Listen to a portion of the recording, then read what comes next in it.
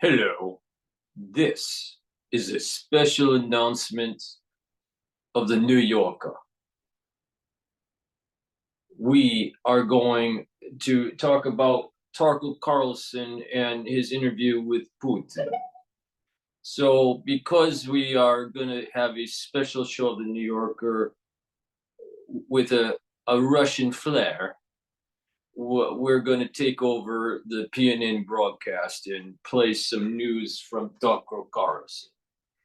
Okay, now let's take a look at YouTube and how they are dissecting the news announcement of Tucker's interview with Putin.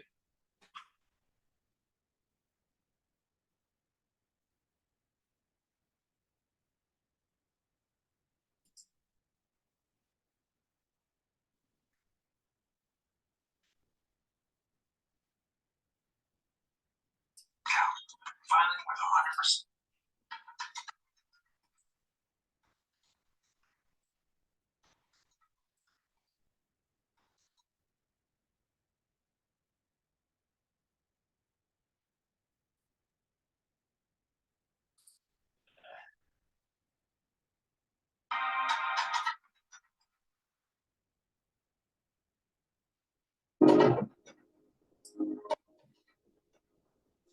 I want to get to the latest on Russia and ultimately the conflicts that have to do with this Russia-Ukraine war. There's no better person to speak to, in my opinion, than speaking with Alex Gorbachev of the Voice of America's Russian service. And there was an interesting story that we're covering this week. We do want to pull this up for you here, Alex, because President Vladimir Putin granted an interview to U.S. television host Tucker Carlson on Tuesday. The Kremlin said it's going to be his first with an American journalist since before Russia's invasion of Ukraine nearly 2 years ago. A Kremlin spokesperson says that Putin agreed to the Carlson interview because the approach of the former Fox News host differed from the one-sided reporting of the Ukraine conflict by many Western news outlets. That's according to Reuters. For more on this, I just want to first talk with you about this, Alex, because I'm curious about what you're going to be looking for in this interview. It has not been released yet. We don't know what they're going to be speaking about. We have no context about that whatsoever, but I'm curious to know what you're going to be looking out for. Well, Carlson, Justin. Let me just interject. We do know about the Smith Monetization Act, where the CIA and the FBI domestically attack the citizens of the United States by propaganda.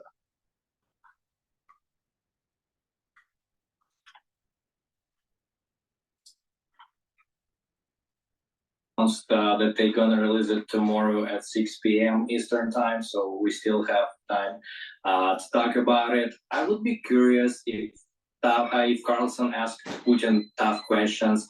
Did he ask him about atrocities committed by the Russian army in Ukraine, like rapes, mutilations, killing of civilians? Did he ask him about Boris Nemtsov's murder? Because the hotel where Carlson is staying, where he recorded the video explaining why he came to Russia to interview Putin, it's located just a few steps away from the place where a Russian opposition politician was murdered. So I'm wondering if they're gonna talk about such things. So we'll see about that. What is interesting from an analytical perspective, in this interview, Putin will be addressing American conservatives because they agreed to this interview in the light of upcoming election in the United States, and they wanna address specifically audiences, voters of Republican Party. And they want this interview to be discussed in America. And in order to do that, I'm just purely speculating, but they may come out with something interesting, like, for example, about American journalist Evan Gershkovich, who is now being imprisoned by Putin's regime in Russia because he was doing investigative reporting about the war in Ukraine, and Putin doesn't want any investigative reporting about the war. So if Carlson asks anything about Hershkovich, maybe they will bring up something interesting, which I don't know. I don't want to say the word release, but something about him, something like this. Or what kind of message in general Putin will send to American conservatives in the light of elections, because they may discuss some things which trigger. He brings a good point, but here's the reality. The United States government actually has targeted citizens and non-citizens because of their particular coverage on a certain subject. Look at how many people have been Arkansas, all right, that are tied to covering, you know, issues with Clinton, all right? Or what about Julia Assange or Snowden, where they were blowing the lid on what was going on that was nefarious in the US government, and now they're considered traitors, that they did treasonous activity, and they, you know, and Snowden had to run to Russia, and Julia Assange is in prison. I'm not even sure which country now. Maybe it's England. I don't know. I don't even know anymore. But the fact is that in the Western world, all right, the UK, in European Union, in the United States, in Canada, you have people that are being persecuted and prosecuted for their journalism or for their whistleblowing on nefarious activities that were going on in their governments. So to spin it as if Russia's the only one that's doing this and that Putin is such a bad guy, well, actually, you know, the US government's pretty bad too. Case in point, look at what they're doing with Snowden and Julia Assange. And then, you know, there are people that have been bumped off, you know, over the years, trying to blow the whistle on certain stuff. See, the reality of the thing is that the deep state wants you to think that Russian is the bad actor. The reality is that, or let me rephrase that Putin is the bad actor. The reality of the situation is this. We have a lot of bad actors within our CIA and the FBI. Not everybody, but many key people within the CIA and the FBI, the NSA, doing surveillance they shouldn't be doing on the American citizen. And when they're caught, they lie to Congress. And when they're caught, they go and become talking heads on CNN. And so it gets even worse. You have the mainstream media, the corporate media, spinning a narrative that's just not true. And this is why Tucker Carlson's actual interview is going to be so important. And that's why they're having such a shit fit. Putin, for some reason, like LGBT or gender-neutral bathrooms or some other topics. So that's interesting if we're going to see any of that, and what Putin will be sending to, what message Putin will be sending to American voters. We've been watching the American media react to this week so far, but I got to ask you, how has the Russian media been covering this visit by Tucker? Extensively, like he's treated in Russia like a rock star. I think when Michael Jackson came to Moscow in 1991 after the Soviet Union collapsed, I think he received pretty much the same reception. So before the interview, out of curiosity, I checked Russian state-run agencies, and they publish some story about Carlson like virtually every 10 minutes. And those are stories like he just left the hotel from the back door. He went to the restaurant. This is what he bought in a grocery store. This is what White House said about him interviewing Putin. So some of this news are like normal. Some of these stories are just ridiculous. so they cover every his virtually his every step. So there's like a paparazzi kind of thing going on over at in Russia's the news relative to Tucker Carlson's whereabouts. All right. But let's take it further. The US government, aka the CIA, was watching his emails to see who he was going to have interviews with. The US government shouldn't have been doing that. That's the bigger story, is the overreach of the national security state and why the national security state should be taken down, why it needs to be dismantled. That's the bigger story. Now, most people out there that watch this interview with Tucker and Putin aren't going to. Most of them aren't going to see the bigger story here, and that is a crazy national security state from the U.S. that needs to be taken down.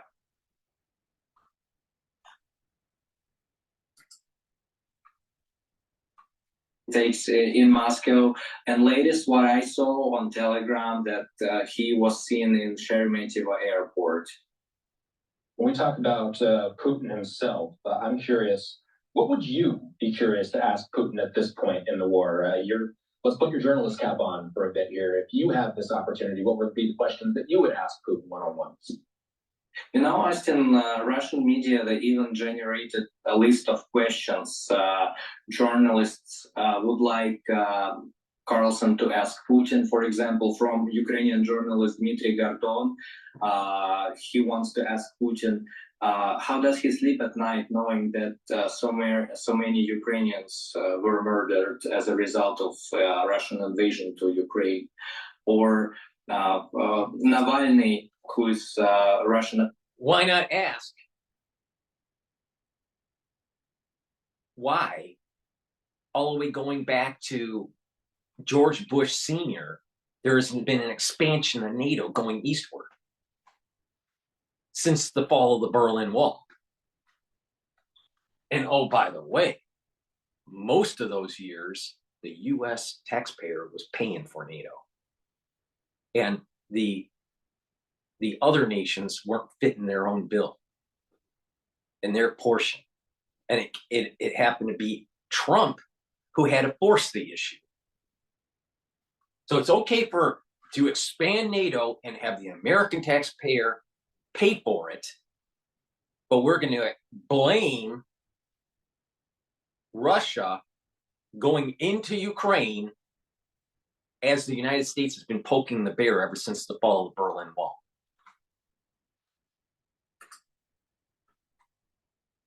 Leader being imprisoned in Russia, he wanted to ask Putin, why did he build such a corrupt system in Russia? Because corruption makes his ruling easier, because it's easier to rule the country.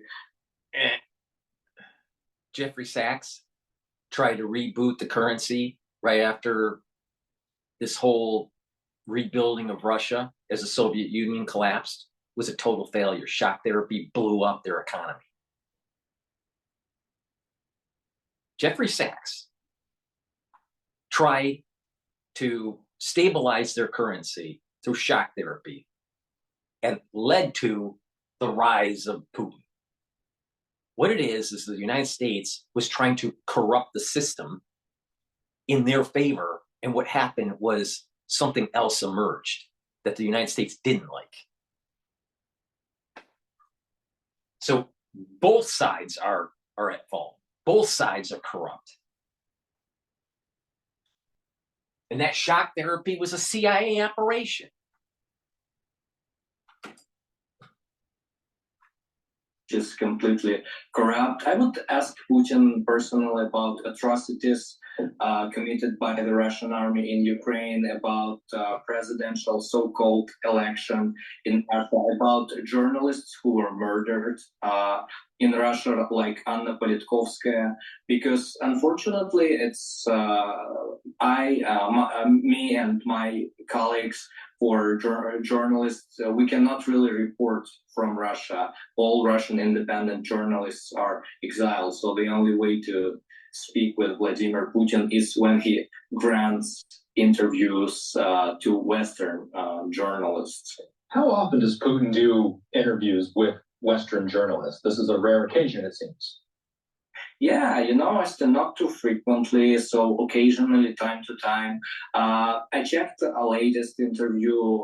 It was before the war in June 2021. I believe he spoke with NBC News. So it's not like every week or every month. He just does it times to times when he wants to address the West or send some signals to the West. And also it's interesting because he doesn't talk with, I don't recall last time when he, besides press conferences, when he talked one-on-one with Russian independent journalists, for example, or journalists who works for anti-Putin media outlet. For him, it's easier to speak with Western journalists because he can mock them, he can make laugh of their accent, emphasize some cultural differences foreign journalists are not aware of, but it will be much harder for him to talk with someone who was suffering from his regime for the last 20 years and who personally knows every step Putin took oppressing Russian journalists and Russian society. And I'll go even a step further with the Western media question. How often is it that he does a one-on-one with an American media member? It's hard to consider that New Year's resolutions are not the answer for you this year. You need real solutions, and therapy can help with that. As a therapist, I see this. It's hard to do an exact count. I recall his interview with Larry King. I think it was one of the first interviews. I remember a good American journalist, Trudy Rubin, back in, I believe it was 1999, asked at the press conference, who is Mr. Putin? And since then, almost 20 years left, and now I think we know the answer to the question who Mr. Putin is. But he doesn't, I think he is particularly interested in speaking with who's really Barack Obama. I'm talking about a Manchurian candidate. American journalists right now due to a certain reason, because of the upcoming presidential election in the United States, and that's why he picked or granted American journalists the permission to interview him. Last thing I want to touch on before we go here, what are the biggest leads that you're following on the Russia-Ukraine war right now, whether it be on the battleground itself? I also am curious if you think that there's perhaps any relevance of the timing of this interview coming out at the same time as when we are coming up on the anniversary of the war taking place, Alex.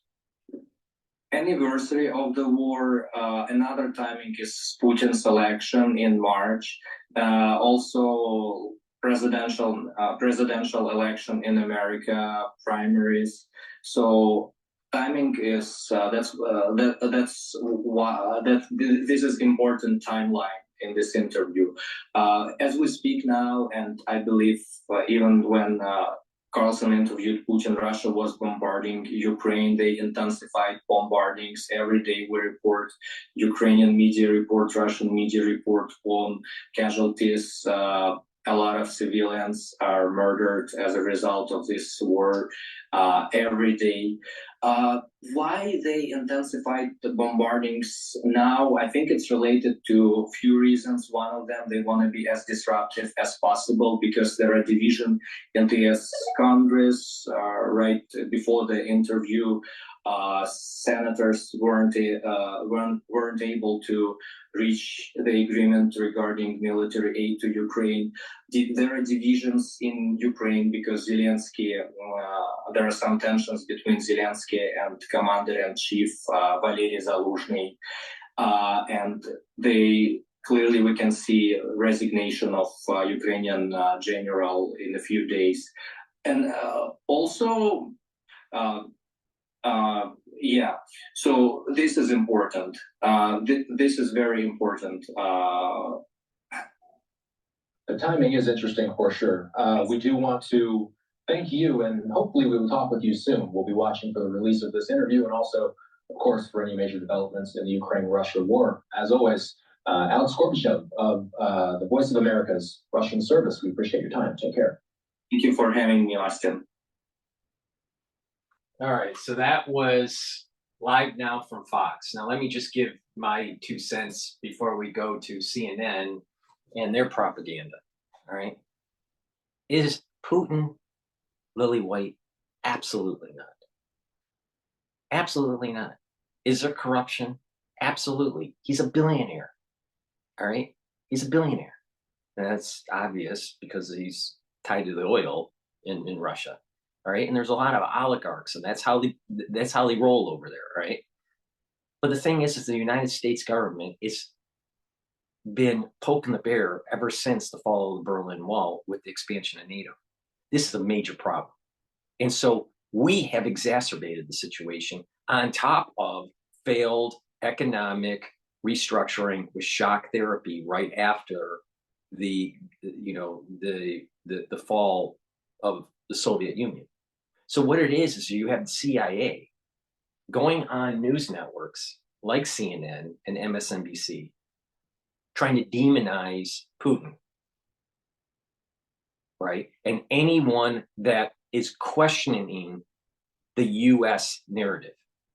That's the important piece to this. Not so much the demonization of Putin on mainstream media, but the demonization of individuals questioning the US narrative.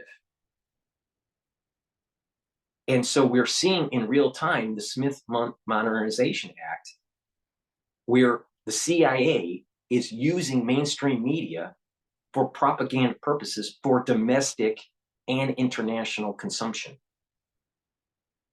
The CIA is out of control. The CIA is going to lead us into World War III.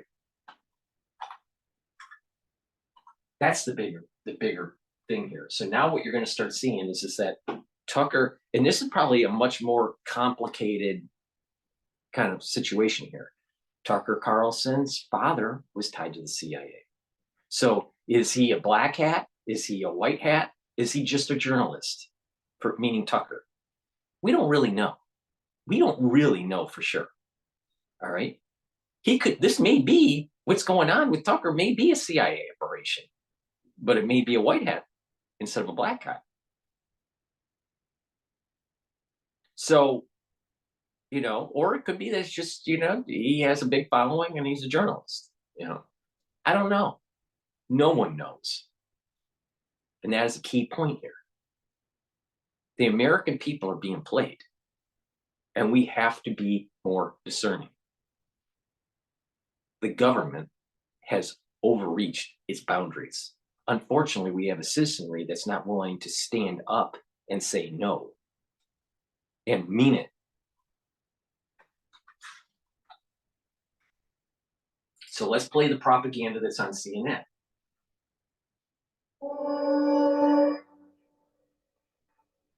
Build custom industrial machines in days. Putin talks to an American friend. The Russian president turning to right-wing conspiracy theorist Tucker Carlson to speak. Carlson's I can't even get through 30 seconds of CNN without having a shit fit.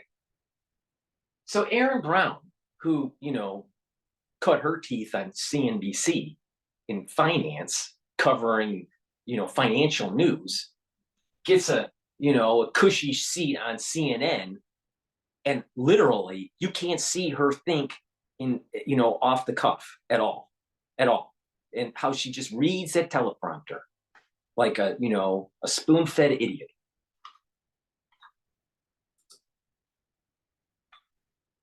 Momentarily. It is a conversation that the Kremlin is eager for the world to see. Well, why? For that, just listen to the answer from Putin's spokesman, fawning over Carlson. We received many requests for interviews with the president. There is no desire to communicate with such media outlets, and there is hardly any point in it. There is hardly any benefit from it. He has a position that differs from the others. He, Carlson, has a position that differs from the others. And so, while Putin sees no benefit in sitting down for an interview with a journalist, he does. Yes, assuming he's not a CIA white hat, all right, because we don't know. His position is different than the other mainstream media outlets, because the other mainstream media outlets are run by the CIA, CNN. Aaron Brown is against your country.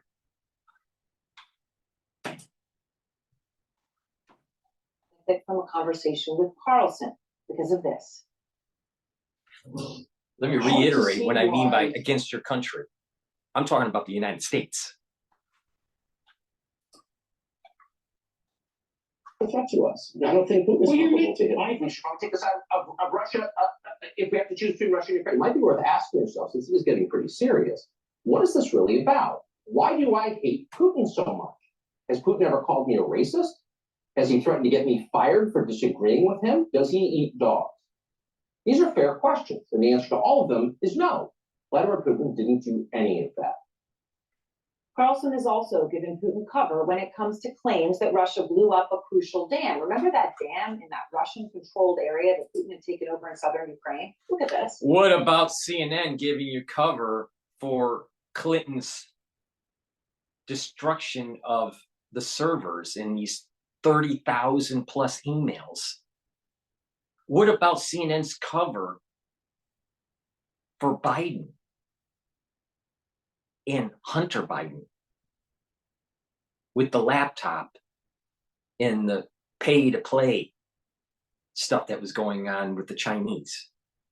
What about that, CNN?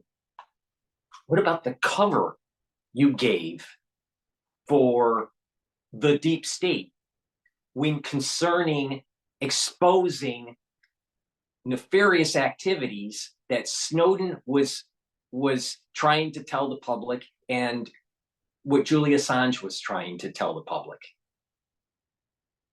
CNN makes money by pushing and towing a line by the CIA. That's a fact.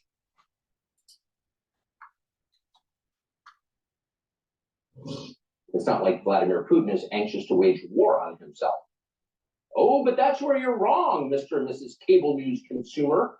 Vladimir Putin is exactly that sort of man, the sort of man who'd shoot himself to death in order to annoy you. We know this from the American media. The American media, separate from himself. But it's not just defending Putin's invasion of another sovereign country. It's actually also personal slams against Vladimir Zelensky, which, as you'll see here in this case, is a barely veiled call out of Zelensky's Jewish heritage. Zelensky is corrupt, and he's a cocaine addict. And you know what? The United States government has provided military equipment and financial aid to Ukraine, and they couldn't get the fucking job done. It's time to pull out and stop wasting American taxpayer dollars.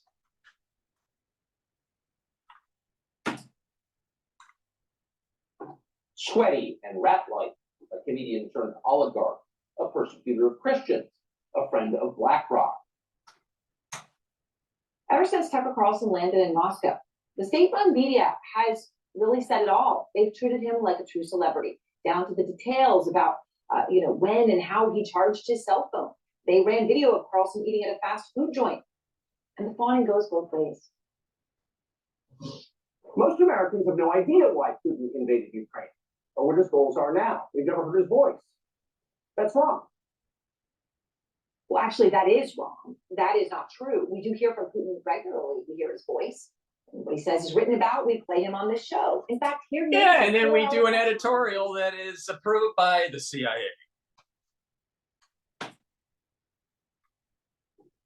Specifically telling all of us exactly what his goals are now. There will be peace when we achieve our goals. They haven't changed. This is the demilitarization and denazification of Ukraine in its neutral status. So there's the goals in his own voice, and he says they haven't changed. The world also knows exactly why Putin invaded Ukraine. He handed out documents, every single Russian soldier, explaining why Ukraine is not a country in the summer before he invaded. And just 3 weeks ago, Putin once again said, quote, the statehood of Ukraine will soon be in question. Putin wants total domination of Ukraine. He's never said that it's anything else. He's very clear. And for real journalists who have traveled to Russia and reported on the facts during this war, they have been jailed. Evan Gershkovich from the Wall Street Journal, he's languishing right now in prison. Vladimir Kara-Murza, he's also right now in a penal colony. Look, everyone wants to hear from Putin more. That's why media outlets like CNN, we request access constantly. Many times requested an interview from Peskov. We hope that Putin will choose to do an interview with a journalist. Out front now, Evgenia Kara-Murza. She is the wife of the jailed Russian journalist and activist Vladimir Kara-Murza, who I just showed you. Notice the psychological play that they do. Try to demonize Tucker, making it seem as though he's not a journalist, even though he has more journalistic experience than Aaron Brown.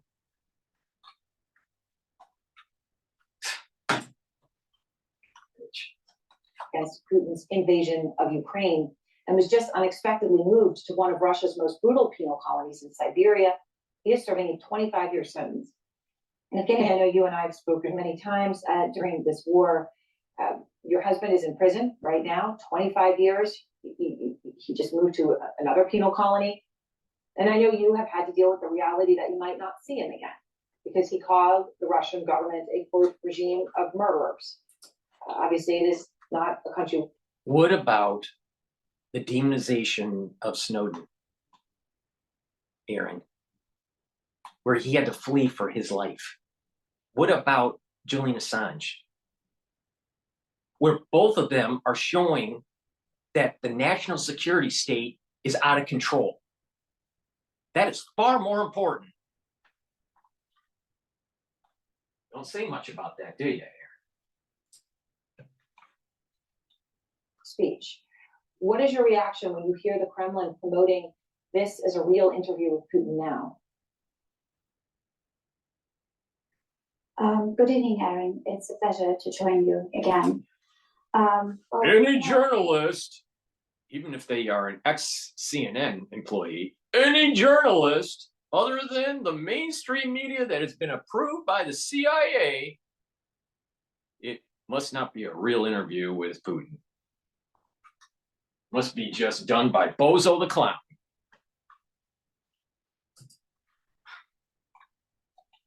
Even if I didn't know anything about Mr. Carlson, about his career in journalism and about his quite questionable opinions about certain things, there would be still a lot of... If you have an opinion that is against the mainstream, you must be questionable.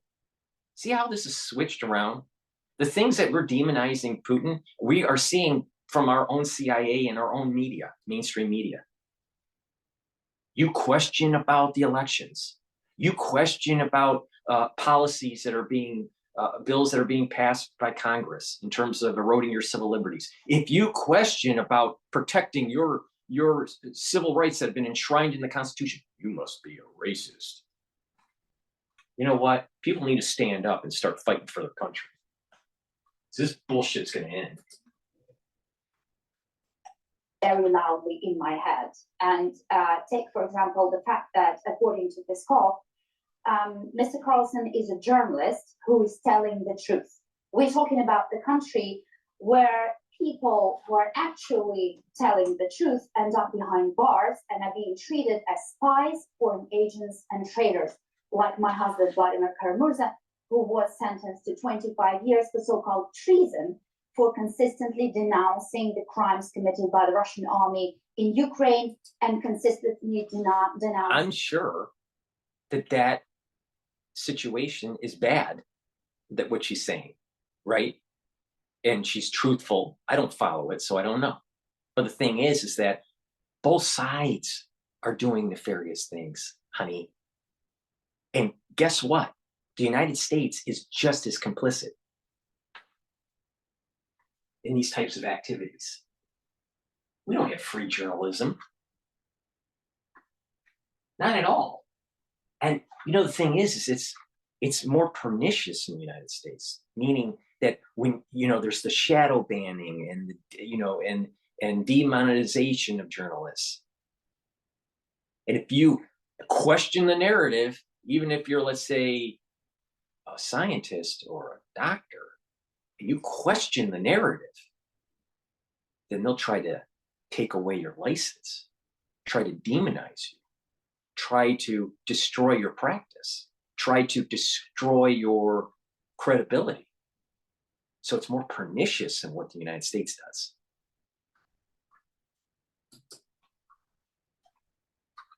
Repression by the Putin regime inside of the country. This is the reality.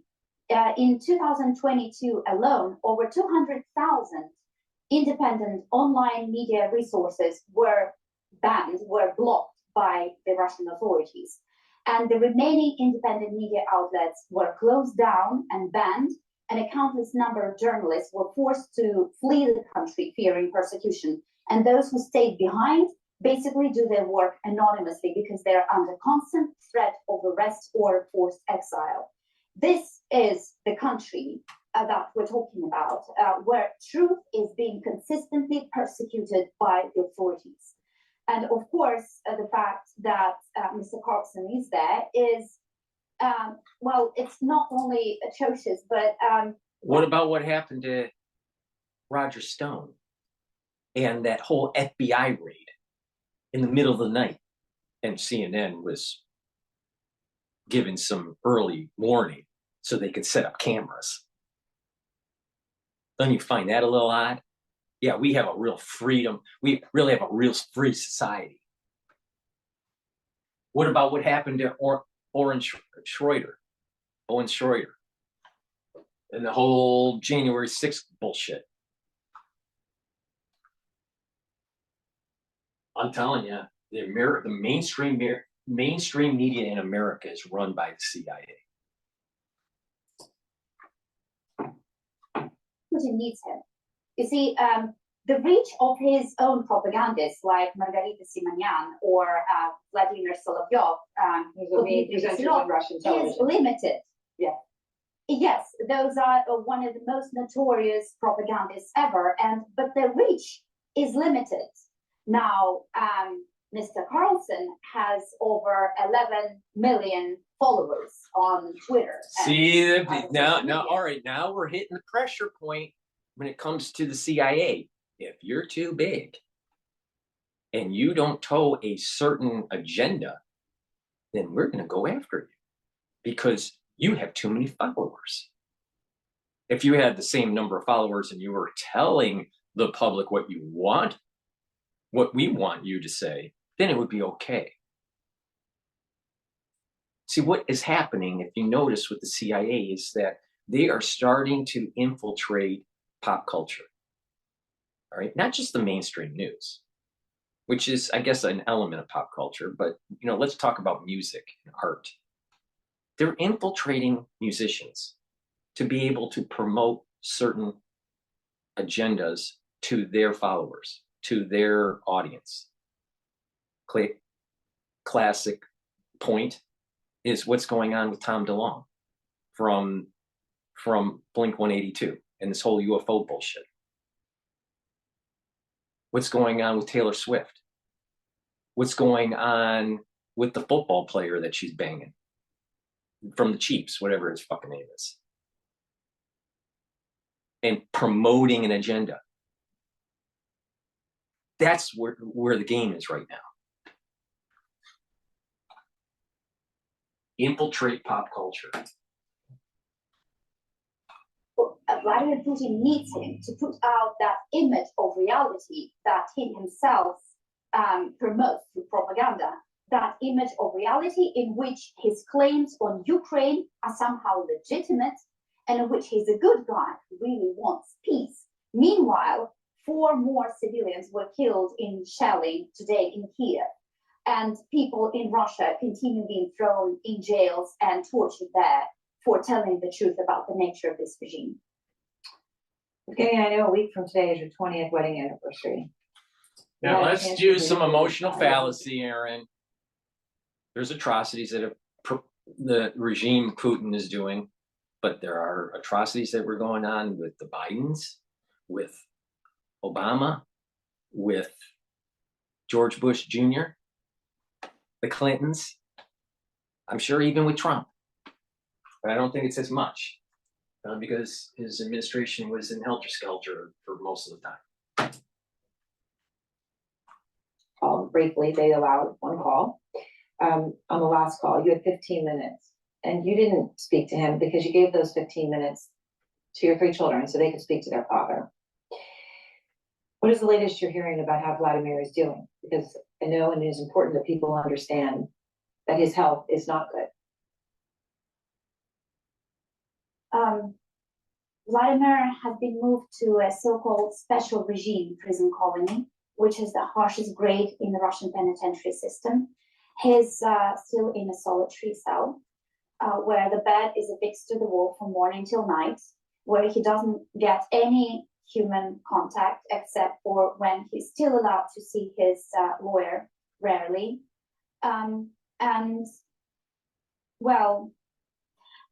It is true the last time the kids were able to speak to him were at the end of last year. Close to New Year's, Vladimir was allowed one 15-minute phone call with the kids, and that was the first phone call in over half a year. We have 3 kids. Divide 15 by 3, that means 5 minutes each.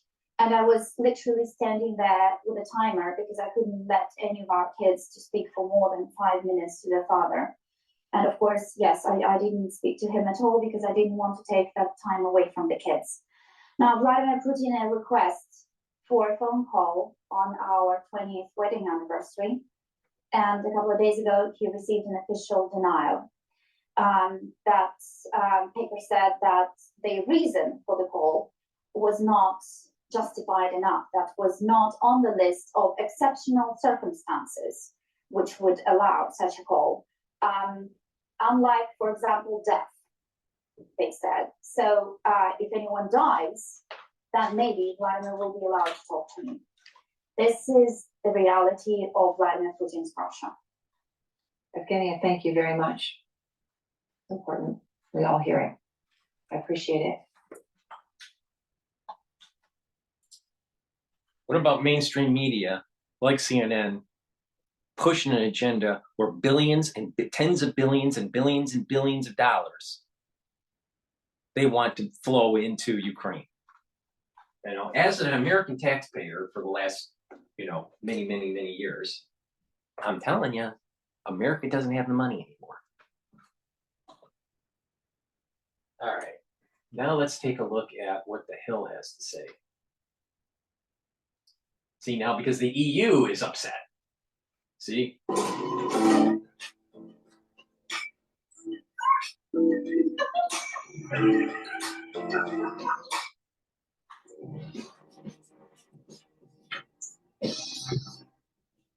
Well, it's official. Tucker Carlson is, in fact, interviewing Russian President Vladimir Putin. Now, while many suspected as much due to Carlson's recent Moscow appearance, the former Fox News host released a video yesterday highlighting the reasons why he thought it was important to hear what Putin had to say. Let's take a look. Here's why we're doing it. First, because it's our job. We're in journalism. Our duty is to inform people. 2 years into a war that's reshaping the entire world, most Americans are not informed. They have no real idea what's happening in this region, here in Russia or 600 miles away in Ukraine. But they should know. They're paying for much of it in ways they might not fully yet perceive. The war in Ukraine is a human disaster. It's left hundreds of thousands of people dead. It an entire generation of young Ukrainians and has depopulated the largest country in Europe. But the long-term effects are even more profound. This war has utterly reshaped the global military and trade alliances, and the sanctions that followed have as well. And in total, they have upended the world economy. Following Carlson's announcement video, many took to X to praise him for conducting the interview. Presidential hopeful RFK Jr. posted, "Mainstream media journalists have interviewed Putin many times before. The only difference now is that they can't control the narrative. Zelensky has been given numerous primetime interviews. Osama bin Laden has been interviewed before. We have a right to hear from everyone, no matter how you feel personally about them." Former GOP candidate for president Vivek Ramaswamy wrote, "Carlson is a real journalist, actual intellectual curiosity." But not everyone was so gung-ho on Carlson's interview. CNN's Christiane Amanpour responded to accusations leveled by Carlson that he was the only Western journalist willing to talk with Putin by writing, "Does Tucker really think we journalists haven't been trying to interview President Putin every day since his full-scale invasion of Ukraine? It's absurd. We'll continue to ask for an interview, just as we have for years now." Amanpour seemed to be vindicated by the community notes under Carlson's video, which added a statement by Kremlin spokesman Dmitry Peskov that, quote, "Mr. Carlson is not correct. In fact, there's no way he could know this. We received numerous requests for interviews with the president." Later on in his announcement video, Carlson alleges that the Biden administration hacked into Carlson and his company's phones to get text messages and leak them to mainstream outlets to try and derail the interview. Let's take a look. Right. Almost 3 years ago, the Biden administration. This is a great point. All right. The mainstream media is saying we're trying to get Putin, and so they're butthurt because Tucker Carlson was able to do it. All right. But the reality of the situation is that the mainstream media wanted to be able to do the editing and do the questioning where it would demonize. So Putin was smart enough to say, "I don't want to do that." All right. Just look at what Megyn Kelly was trying to do to Alex Jones, and they were trying. And if you watch the interview that she did a few years ago, he was moving in the seat erratically, so they couldn't do the editing to kind of misrepresent him, which was a smart move by Alex Jones. All right, but you got to remember that was when Megyn was kicked out of Fox, and she was trying to boot up her, kind of show of doing special interviews with people. All right, a few years ago. Maybe this was 4 years ago. I lost track of time now. All right, that's how these people work, though. You can't trust them. You can't trust them. They want to demonize you. I had a little bit of that, with two different news organizations. One was CCTV, when this whole thing about the crisis in 2020. And being attacked by Harvard Crimson, trying to demonize me because of what I was saying, which came out to be 100% true. If you don't toe a certain narrative, they'll go after you. So these journalists are butthurt that Tucker was able to get the interview, and the deep state is upset because they're not, quote, controlling him, assuming he's not a white hat.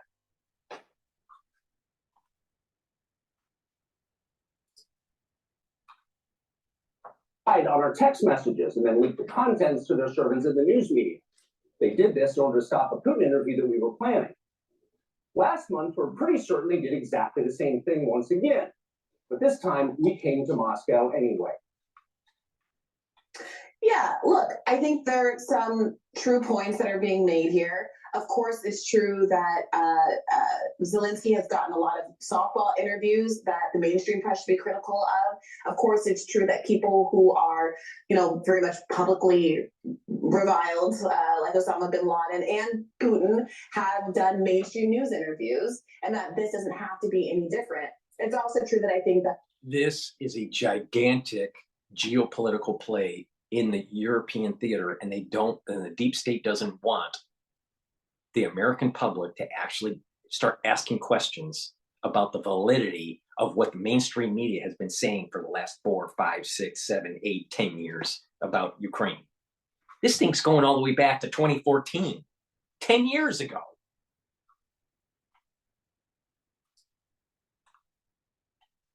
Tucker Carlson is overstating his case somewhat by saying that no one else has ever tried to interview Putin. He's the one that's been given access that others apparently have not been given access. And that does raise some questions about why it is that he's being permitted this interview and if he's going to take this opportunity to do a real substantive interview. And we can only judge that after we see the interview itself. Yes. And there is a history, by the way, by mainstream respected journalists of doing a little bit of, frankly, some fluff reporting in order to land the big interview with the controversial figure and then hitting them with some hard questions. That is something that is an established practice.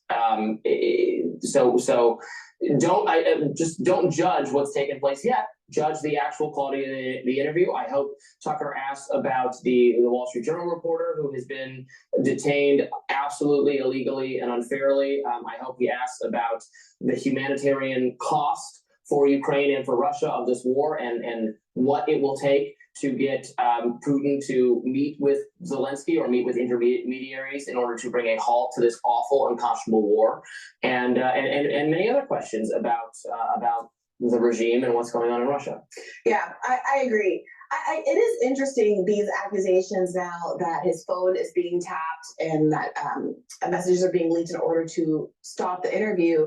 Do you understand what that argument is or how would be well tailored to actually stopping the interview from happening? So I remember this accusation being levied that the messages were leaked in order to, I think it was in order to put pressure on Tucker's employer at the time to stop this interview. I don't know what's going on. Remember, he was working for Fox. So was there some sort of disagreement with Fox and Tucker on how he wanted to do journalism? I mean, because don't think that Fox is on your side. They're not.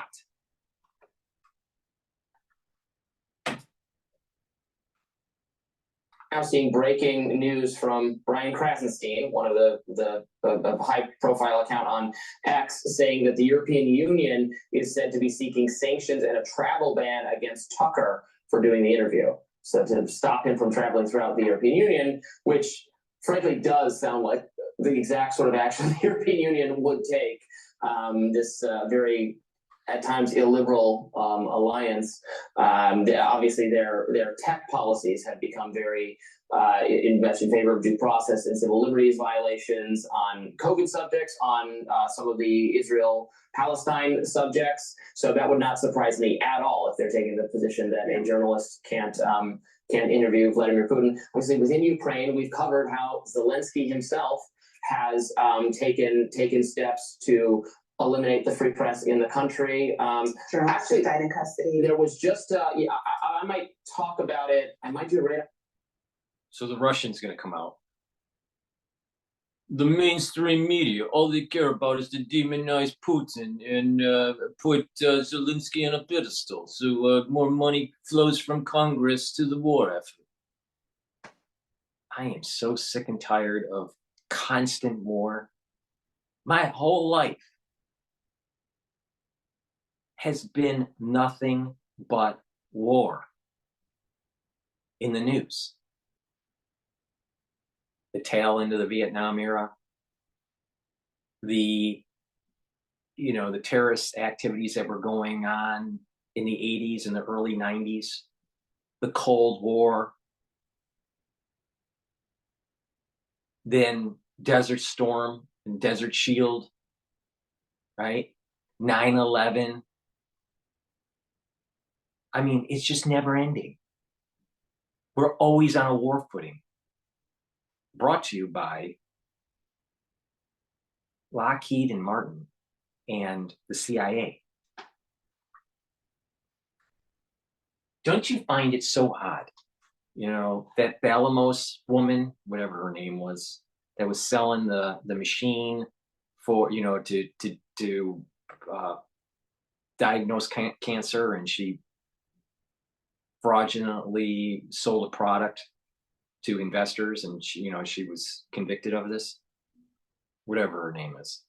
You know how she had this deep voice trying to show some sort of authority. which was all fake, right? And she wore all black like she was the female version of Steve Jobs.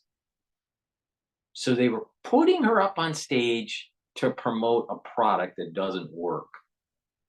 Don't you find that very similar to what is going on with Zelensky? Wear a fucking suit, Zelensky. You're a head of state of your country. Instead, he's wearing jogging pants and some sort of military t-shirt in almost every interview. It just has this kind of like fake it until you make it California thing going on with Zelensky.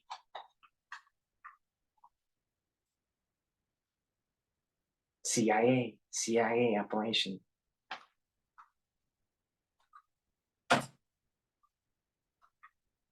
For tomorrow, I don't know, but well, I'll mention it briefly if I don't end up mentioning it again. There was recently reporting that an actor who had been cast, a Russian actor who had been cast in the third season of White Lotus. We're both fans of that show, I think.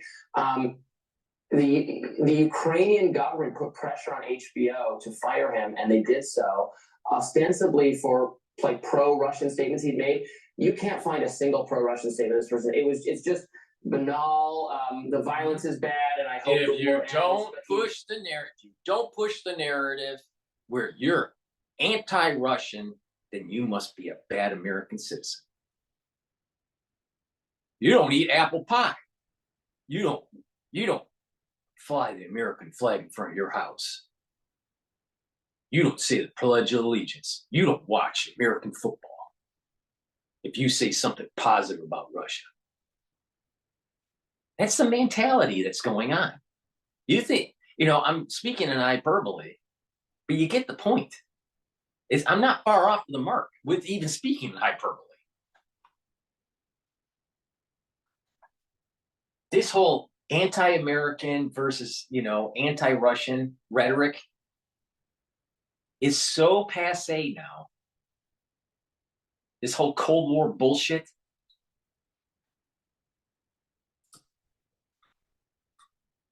He'd gotten some kind of award from the Russian government years ago, but he hasn't said anything that they could find. The New York Times did a whole story on it. They couldn't find anything he'd said that was pro-Russian or pro the Russian war, and it's another one of those Russian cancel culture stories. Yeah, I'll talk about it more detail. You're completely right about the tone, the tenor of speech rights in Europe being really, really cold. There was a story in The Intercept earlier this week about German media giant Axel Springer saying that "From the River to the Sea" is a verboten statement.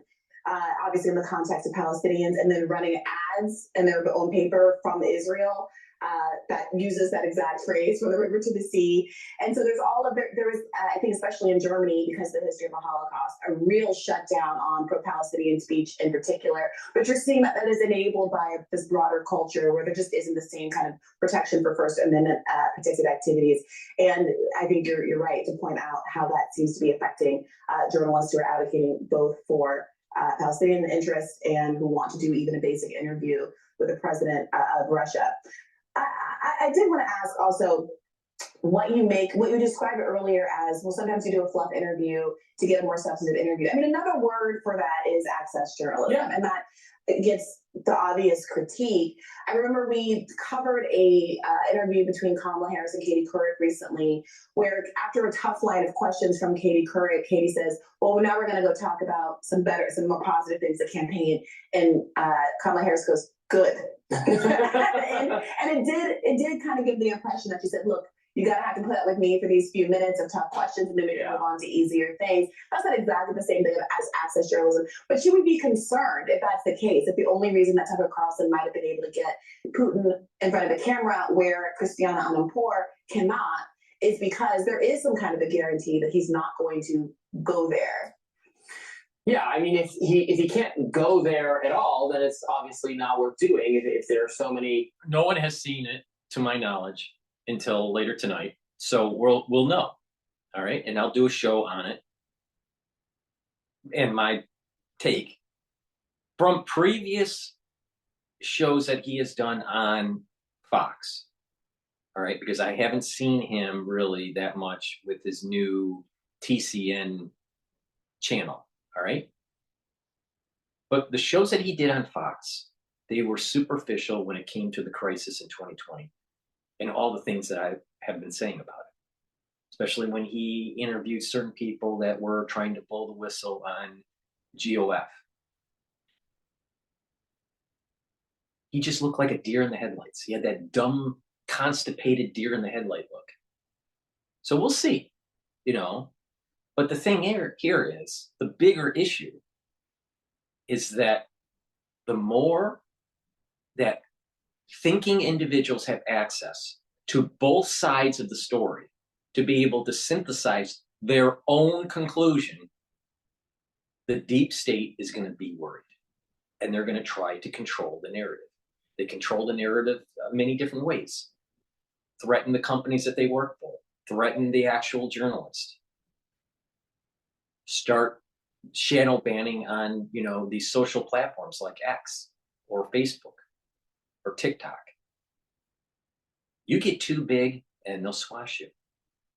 Look at, you know, these people that were trying to blow the whistle on what was happening during the crisis in 2020 and how they were demonized.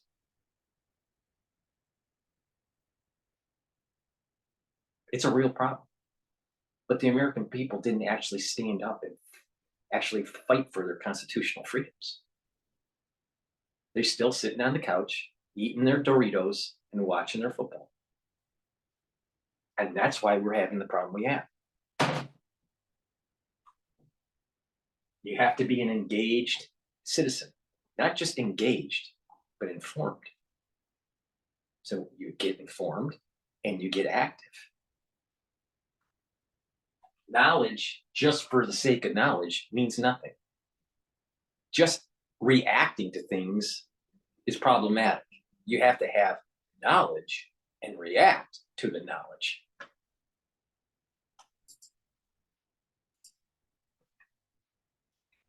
Put on it. I mean, you know, interviewing people is difficult. We do it sometimes. Everybody has different, journalists have all sorts of different styles when it comes to it. Sometimes you want to just really go after the person and burn bridges and make it so that there's no way this person would ever consent to an interview with you again.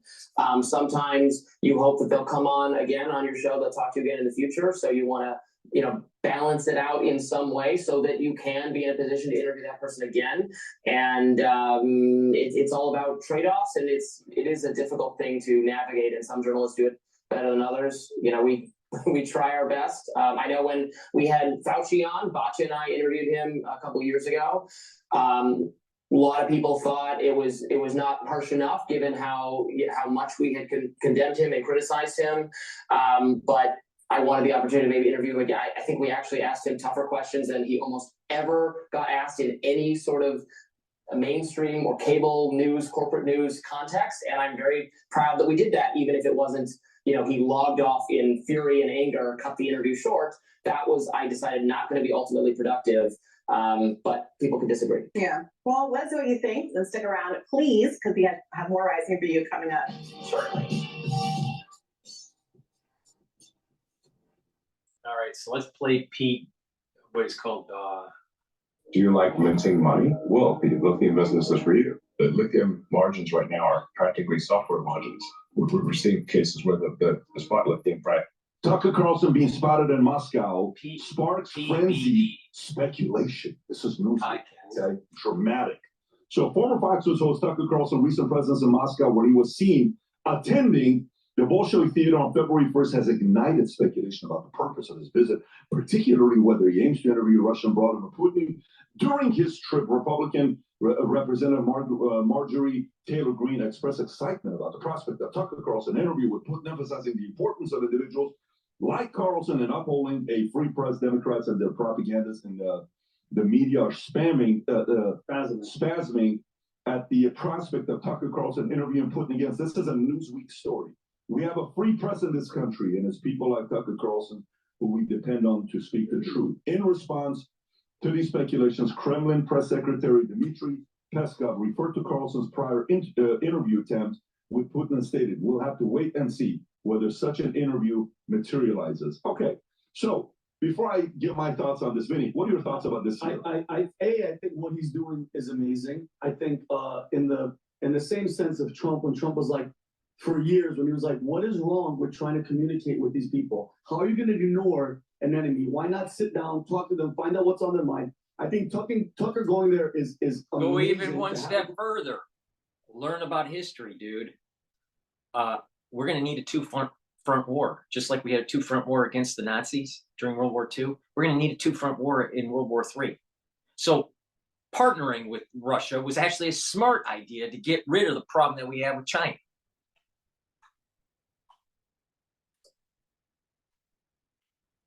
To see where he's at, but notice how the left is losing their mind back because they can't make him look like he's a human being. Because everything from the Putin price hike to the Putin war, everything has to be negative, negative, negative. Don't talk because guess what? If you make him into a normal civil person, then it's harder to call him an enemy on the news and try to start a war with him. That's what it is. Tom, what are your thoughts on this? Well, I think Tucker's trying to be a part of the media. We've had things where, you know, a while back when I was a young guy, I saw Barbara Walters interview Fidel Castro. Weird. And that was back when, hey, it's a free press going to a foreign country, trying to interview a controversial world dictator to see what he had to say. Is there a humanness under that? Is there an opening there? Is there some... Yeah, I'm pretty sure there was some sort of debriefing right when she came back to the United States by the CIA. Is that the one? Look at that. Look at young. Wow. Yeah, this Barbara Walters went and interviewed Fidel Castro. So why is it so freaking crazy and that the press is losing its mind that Tucker Carlson wants to follow in the footsteps of Barbara Walters? You know, when you read about her bio, she was a journalist from the Walter Cronkite era. She ended her life a little bit, now what we would call maybe a little woke, but she was a journalist. So why is it so crazy that Tucker Carlson goes to interview Vladimir Putin to see what he's going to say and to see if there's something there? It doesn't mean that he's being buddies with him and taking him quail hunting that Tucker likes to do in North Carolina. It means he's over there to talk to him. Why is that so bad? Adam. Look, I think people want to see this interview. Of course, we had this conversation of, you know, who's on your top 5, top 10 list of people you'd love to speak to. Putin is on that list. I don't understand the obsession, especially on the far right fringe that are pro-Putin people. There's definitely talk of that. I don't think Tucker is pro-Putin. I just don't think he is pro the war in Ukraine. The most ironic thing to me, though, is this. We're talking about this free press conversation. When there's no free press in Russia, Russia is ranked 148th out of 180 countries, according to the Reporters Without Borders. We don't have a free press in the United States because of the shadow banning. The real journalism is actually this whole independent thing that's going on.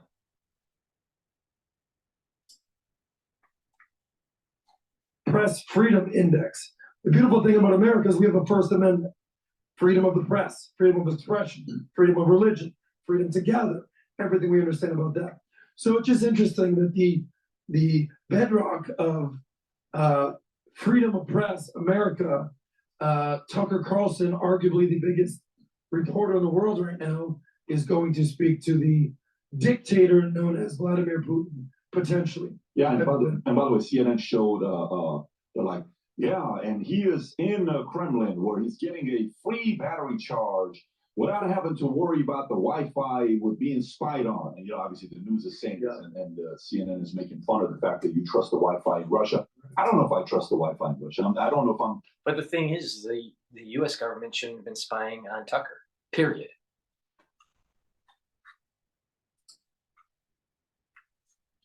You know, when you go to places like this, you have to know, you don't necessarily know what they're going to be doing to get access to you.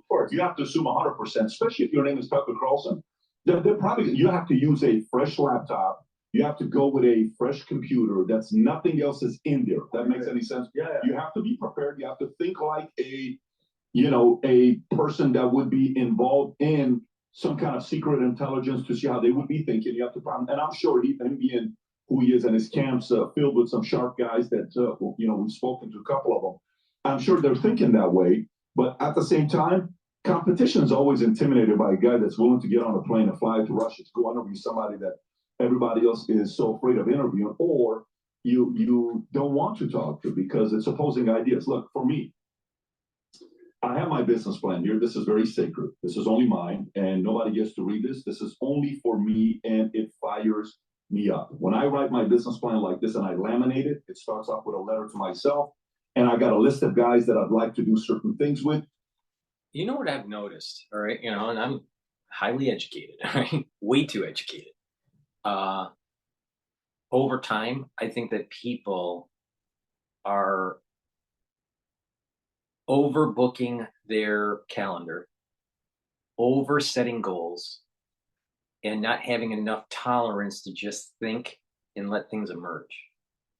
Now, that seems to be antithetical to business school, and I went to business school. I have an MBA, right?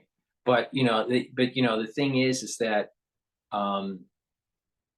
sometimes don't overthink it. Simplify your business. Get to the core. You don't have to get too crazy. Yes, you have to do some budgets, and you have to have some goals, and you have to, set those goals and have some metrics to see if you're reaching those goals. So you have some sort of budgetary goal and some sort of forecast that, are you meeting it? Are you exceeding it? Are you underperforming? But don't get too crazy about it. Simplify. I think people that are running businesses these days, they over budget, they overcomplicate stuff. And it can be just tone it down in terms of the complexity. Don't overdo it. It sounds like this guy's overdoing it. It doesn't mean on the other side of the spectrum not to, have budgets, not to have goals, right? But there is this, I'm noticing that people are overdoing it these days because they have some knowledge about business, or maybe they got an MBA or whatever, and they just overdo it. What's your 5-year plan? What's your cash flows for that? And what's going to be, what's your margins? And I think with Steve Jobs, when he came to, the idea of products, he basically say, make a product that people want to buy, and all of the financial things will just work itself. I think that's very true. Focus on the product. Focus on the service. Who's on my list of people I want to talk to this year? Maduro. Maduro's not a right-wing guy. I don't want to talk to Maduro. I want to talk to certain people who are hardcore socialists. I have certain people on here that I like to talk to. A lot of people would say, you would talk to him? You would talk to her? Yes, I'm curious, okay? We just did a podcast with Bill Maher. I enjoy talking to him. I wish it went a different direction, but I enjoy talking to the guy because it's to see why does this person think the way he does. I'm excited to see what he does in the interview. And odds-wise, do you guys have any odds on what you think whether the interview is taking place or not based on how the media from Russia answer? What do you think the percentage is that's actually he's there to interview Putin? What is the percentage? I think 90%. I think 90%. Tom, what do you say? Yeah, I'm above 85%. We'll do like Price is Right. I'll go 85%, Bob. I think it's highly likely. That's why he's there. So, yeah. What are you at? Yeah? Okay. Rob, you think it's going to be happening? I'm 50-50. It's either Putin or Snowden. It's either Putin or Snowden. Yeah, because Snowden's hiding out in Russia. Yeah. But either interview would be fantastic. Well, how about this? Do both of them at the same time.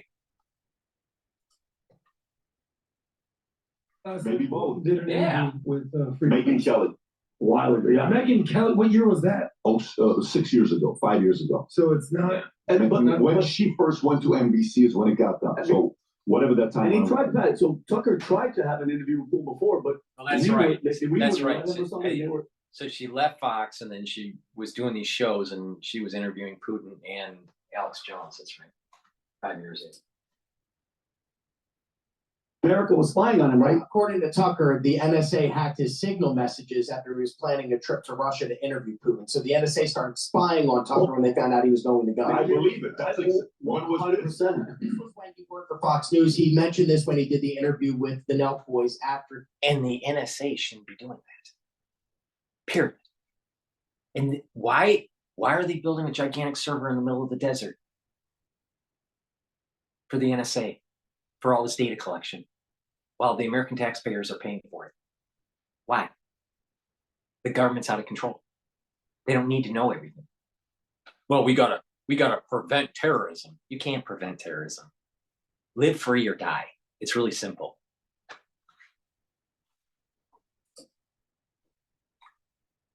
I fully believe it. So, Mike, as you why if I was doing that going over there, I would start on my Signal account. Did you get the coke from Hunter? I'd be populating my Signal account with all these potential messages. What admits the NSA hacked into the Signal messages? By the way, that means even Signal can get hacked into. 1,000%, of course. What? Well, my question to you is, Everything's got a back door Why do now. you think? I mean, besides the obvious, why do you think the left is so anti? Do not go speak with this guy. Why do they hate and they're trying to stop him from going over there? Why do they hate him speaking? Yeah. Why doesn't CNN, MSNBC, mainstream media? They hate it because the narrative that's approved is expansion of NATO and the destruction of of Russia. That's the narrative. You listen to any policy wonk in international affairs that's coming from, let's say, the Kennedy School at Harvard, or some sort of international affairs program from Tufts, they are all saying the same thing. You listen to CIS, or is it CIS, and some of these other think tanks, like the Hoover Institute and all these think tanks, right? The Trilateral Commission and the CFR, they're all saying the same thing. And they're all leading us right into World War III. And Tucker is not pushing, it seems, that narrative.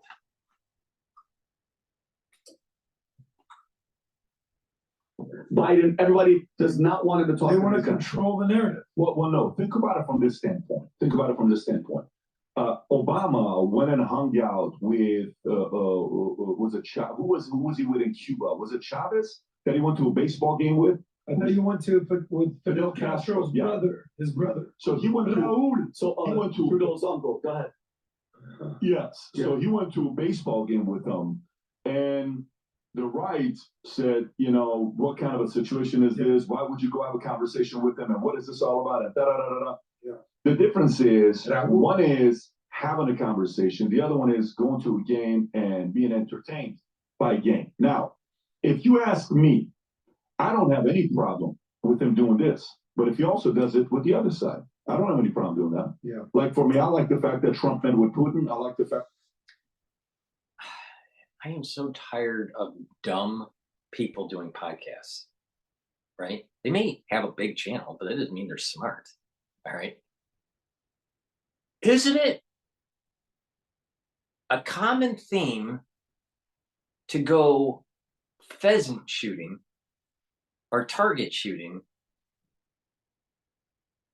with people to talk about policy or some sort of perhaps new change in the winds of international affairs?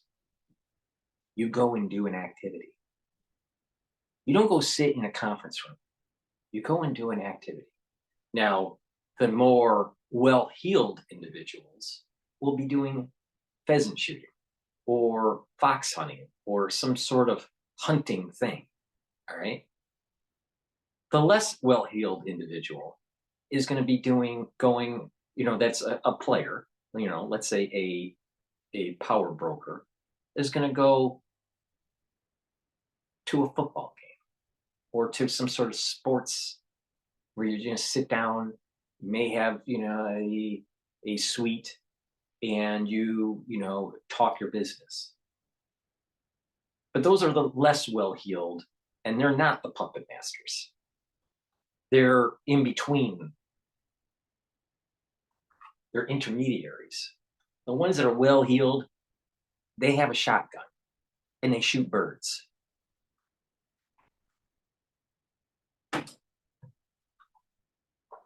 Trump met with Xi. I like the fact that Trump met with Kim. I like the fact that Trump met with anybody and everybody. I like the fact that a president's willing to sit down with any of these guys to keep them close and talk to them. I like diplomacy. I like sitting there so you know who I am, face to face. You see me kneecap to kneecap, to walk away saying, okay, at least this guy's a guy that I can sit down and have a conversation with. I don't mind any of that stuff taking place. But I'm wearing a Future Looks Bright shirt, the purple and gold, the one that was a limited one that we did last week. And I'm wearing the purple and gold, what do you call it? These heads, right? I'm wearing these. I think we have like 30 of these left. So instead of PBD doing his advertisements, this is PNN, special guest by the Russian. And I'm going to be doing a commercial because DrPaulCottrell is better.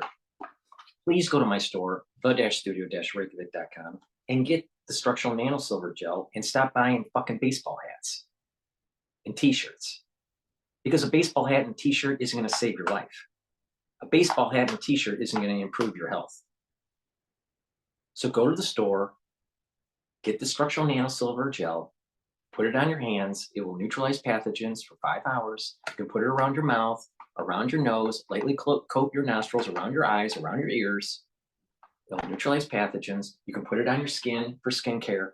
It'll help with acne. I'm pretty sure that baseball cap isn't going to help with acne. I'm real positive about that. Go to my store and get the structural nanosilver toothpaste. Why? Because this toothpaste is way better than anything that Alex Jones sells. It'll help to whiten your teeth, freshen your breath. Because it has structural nanosilver, it will neutralize pathogens, reduce that gingivitis and the plaque buildup, because bacteria is what's building up your plaque. And oh, by the way, when you're neutralizing the pathogens, you're reducing cardiovascular disease. Bad oral hygiene will increase cardiovascular disease. Bad oral hygiene will increase valvular disease for your heart. Get the structural nanosilver and improve your cardiovascular system. I'm pretty sure that baseball cap that he's selling on BPD isn't helping with cardiovascular disease. But what do I know? Go to my store, the-studio-reykjavik.com, and get honey lemon structural nanosilver drops. This will soothe your throat. If it's irritated, it'll also neutralize pathogens because of the structural nanosilver. We're getting out of the cold season, but we're going to be moving into the spring season in the United States, and there's going to be pollen, and people may have some allergies. So you're going to have, some people may have irritation in their throat. Go to the store and get the lozenges and the drops. This one is honey and lemon. It's in 100 count. I also have green apple lozenges in a 20 count, which are bigger than the drops. Blueberry drops, structural nanosilver blueberry drops in 100 count. I have elderberry zinc silver lozenges in a 21 count, so you get one free lozenge. And I have Manuka honey silver lozenges in a 21 count. So please go to my store and get the structural nanosilver products that I offer, because they actually do something that's beneficial for your body, not a fucking baseball cap.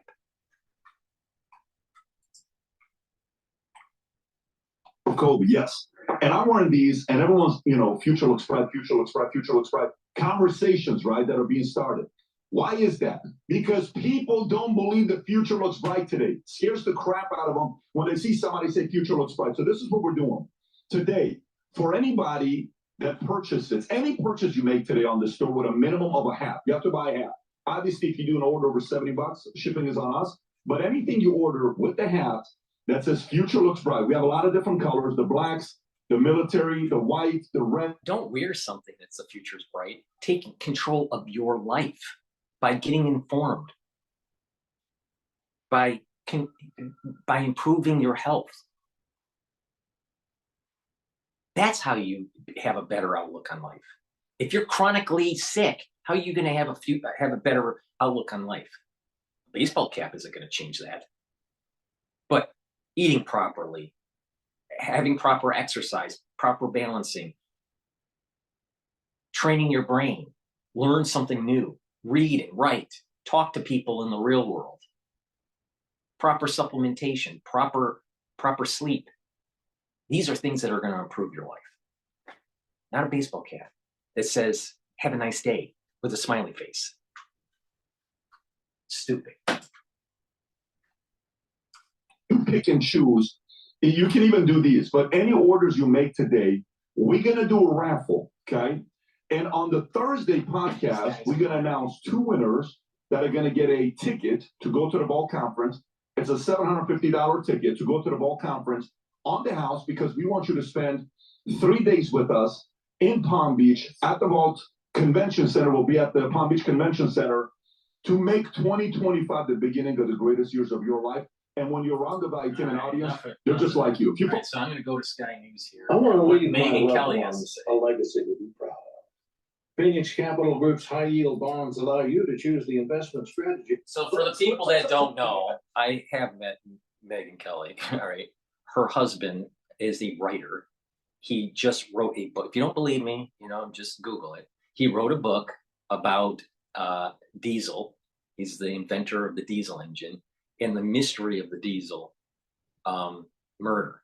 Or it seemed like he was murdered. He died, and there's some sort of conspiracy on how the inventor of diesel died. So he wrote a book, about his theory on it. Okay. And so he did a lecture over at the Harvard Club. So I saw the lecture at the Harvard Club. It was actually on the celebration of the birthday of Sherlock Holmes. All right. So the Harvard Club has has this annual event where a guest speaker comes in and they talk about, something about either a mystery or, so in this case, it was a book that's was recently released. So her husband wrote this book about Diesel's death. All right. It was on a ship, and, and he happens to have some sort of hobby about building marine vessels. So, I guess this is part of the reason why he decided to write the book. So Megan comes to the Harvard Club too, right? I'm lukewarm in terms of her personality. I think there are some problems with her personality, that it's a little fake, all right? But, so I was in an exclusive environment with Megan Kelly, and that was because her husband was doing the lecture for his book. Now, let's see what she has to say, because I haven't seen this video about her defending Tucker. But you got to remember, she's kind of a washed up journalist because of her personality and how she was trying to clip Trump during the debate between Trump and Hillary Clinton, if you don't remember about that.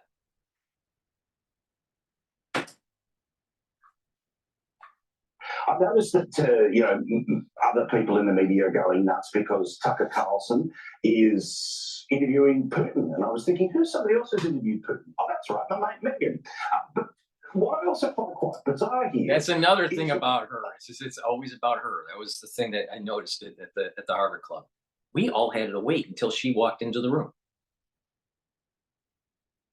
Literally, like she was the Queen of fucking England.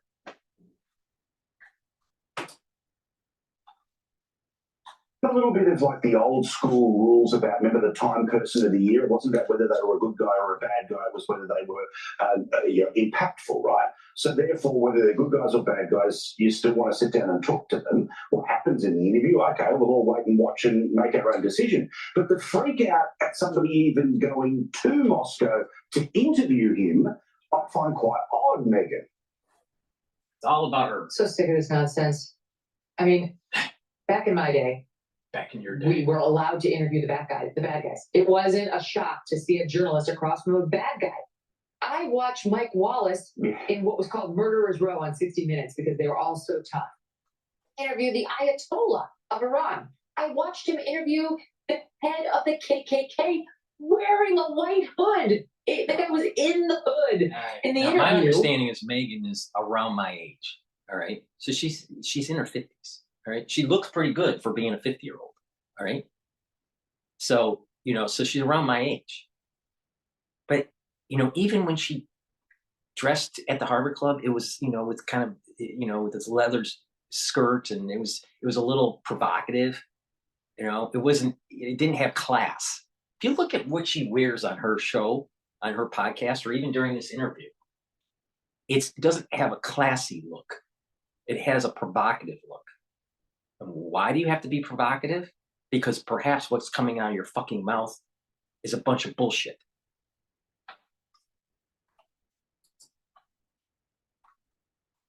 Diane Sawyer, another person I greatly admire, interviewed Jeffrey Dahmer, who murdered people and then ate them.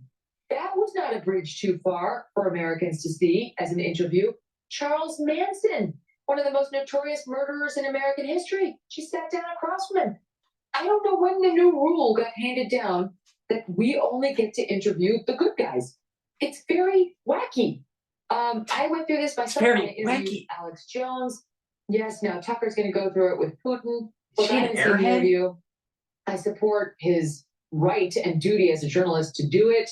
If he's not tough, if he doesn't ask him tough questions, he'll be excoriated, rightfully so. That's a duty he has. He shouldn't drop that ball. But let's just wait to see what the interview looks and sounds like before we dismiss it as partisan hackery or some sort of ethical breach or some betrayal of the country. But also, you know, and look, the actions of the government is always different than the actions. Asking questions to the quote enemy isn't treasonous. It's actually informing the public to understand both sides of the story. And this is the problem that we have. The deep state wants the American public to have a certain narrative. And they got you almost. They almost got you. Most people watch mainstream news. Most people watch football. Most people are listening to Taylor Swift. And now the CIA's got people, but the idea that even going there is some sort of, you know, act of helping the enemy. You know, I spent some time in a YouTube deep dive the other day where I was having a look at some old Billy Joel stuff.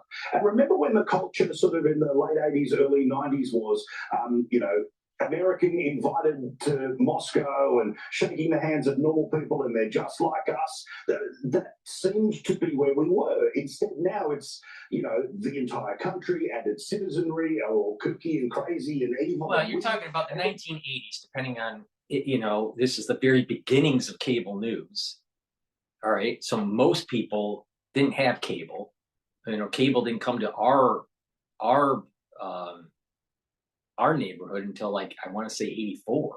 So if it's early, if it's early 80s, then you didn't even have cable. But even back then, you know, it's the early days of cable, and you didn't really have cable news, right? Right. That was kind of a more later in the 80s, not in the mid 80s. So you know, the big thing was like HBO, right? And you would have your local news. And your mainstream news, which was ABC, NBC, CBS, right? So that was most of the 80s for most people in the United States. So you had this Cold War thing that was starting to thaw out, and that people were just starting to get more information, you know, domestically and internationally. And CNN was probably spearheading that whole thing. And that early CNN was like pretty cool, right? Now CNN is a propagandist shithole. Not letting the bloke off the hook. You went tough on him, and obviously he is the aggressor when it comes to Ukraine, no question. But this sort of total othering of everyone in the joint seems very, it's very weird. But surprise, surprise, sort of, you know, the media. Yeah, keep going. Sorry. So I was going to say, America's sweetheart, Goldie Hawn, she went over there with Kurt Russell and had an audience at the Kremlin. I mean, it used to be just as you say. And by the way, now having been to Moscow and to St. Petersburg and to Kaliningrad, personally, I can tell you the Russian people are absolutely lovely, and they love America and they love Americans. They would love to come over here and visit. They love when we go over there. They love to show off their cities. They're so grateful when we show any interest in them. This is why I have been saying for 4 years, it's better to align with the Russians because there's a common Western culture. And that as the war starts to ramp up in Asia against China, you're going to need Russia for the Northern Front. It was stupid to demonize Russia. Very stupid. Stupid, stupid, stupid. Did I say stupid enough? Stupid.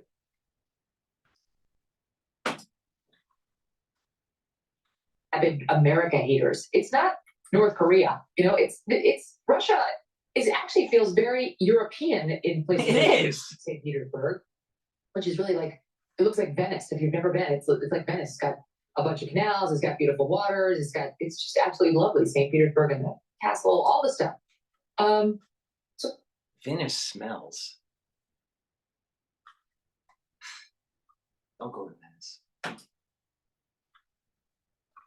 Point is, you can hate the government, not hate the people. And that's the way through this, because our kids are going to have to live with Russia in this world. And there's no point in starting and continuing another Cold War.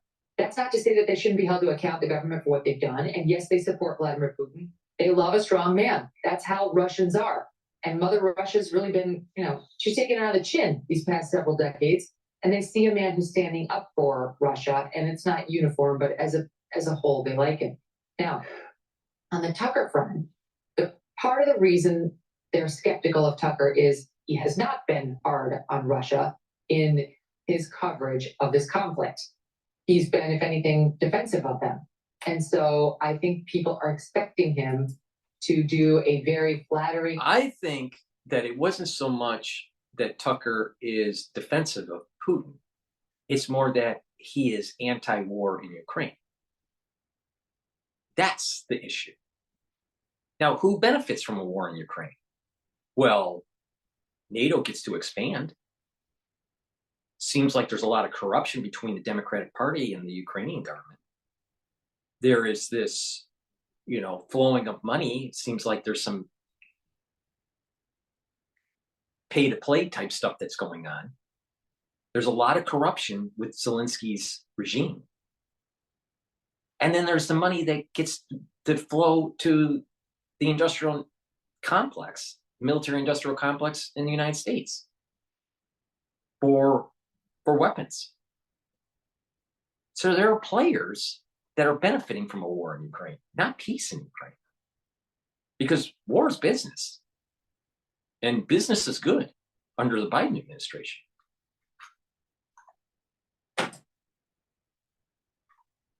Softball interview that will further the narrative that people feel they've heard from Tucker. He's very defensive of Russia and very hard on Ukraine. And so they're anticipating hating it. Now, okay, that may be a problem with the interview. It may not be. Let's wait to see. Crazy thought.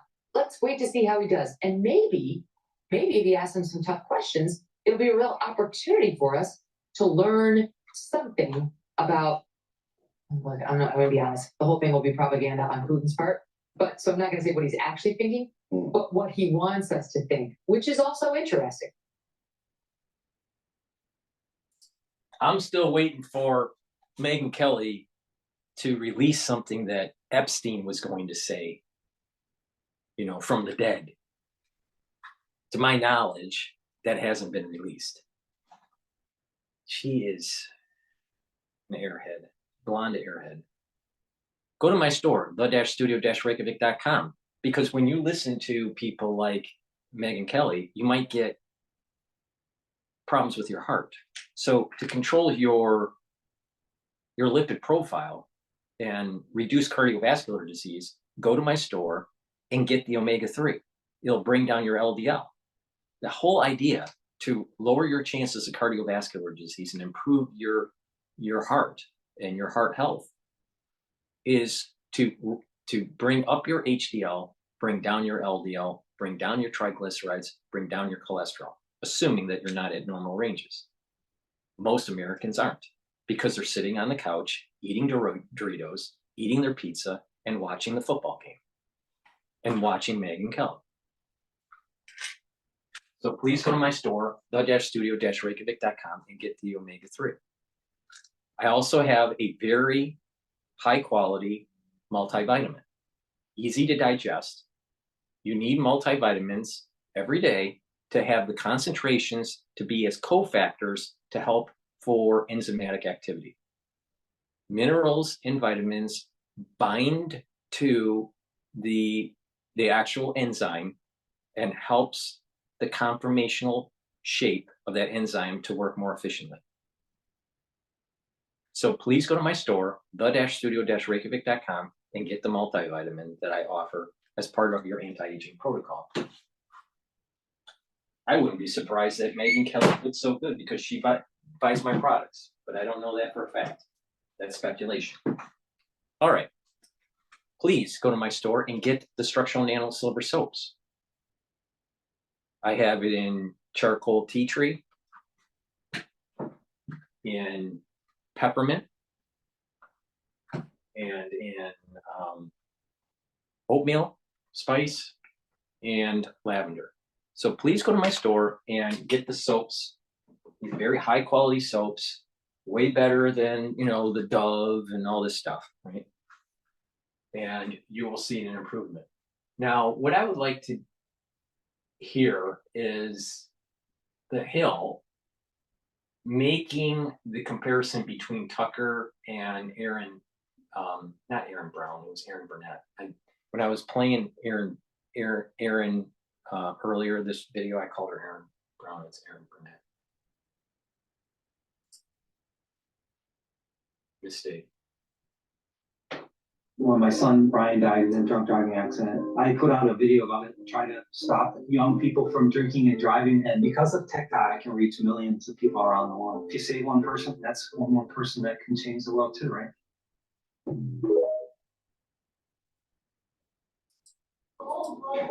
It's just too many commercials. Oh my gosh. There we go. So Aaron Burnett and CNN is switching up its lineup. The network will be moving host Poppy Harlow and Phil Mattingly off of mornings. Casey Hunt will anchor from 5 a.m. to 7 a.m. CNN News Central will air from 7 a.m. to 10 a.m. Jim Acosta will host in the 10 a.m. hour, and Pamela Brown will launch a new show at 11 a.m. according to Puck. This comes now, why as do you CNN think will that hold is? again. Because half of America is tired of their BS. The problem is that we got to get the other half of America to wake up. Another journalist, Tucker Carlson, who recently went to Moscow, allegedly to interview Russian President Vladimir Putin. Here's CNN's Aaron Burnett. A massive shakeup in Kyiv coming as Putin is trying to court the MAGA GOP in the United States. In fact, one of the leaders of the MAGA GOP is in Moscow tonight. It's the man you see here. Notice how that she frames that? Oh, if you're a Trump supporter, if you're part of MAGA, you must be a Russian spy.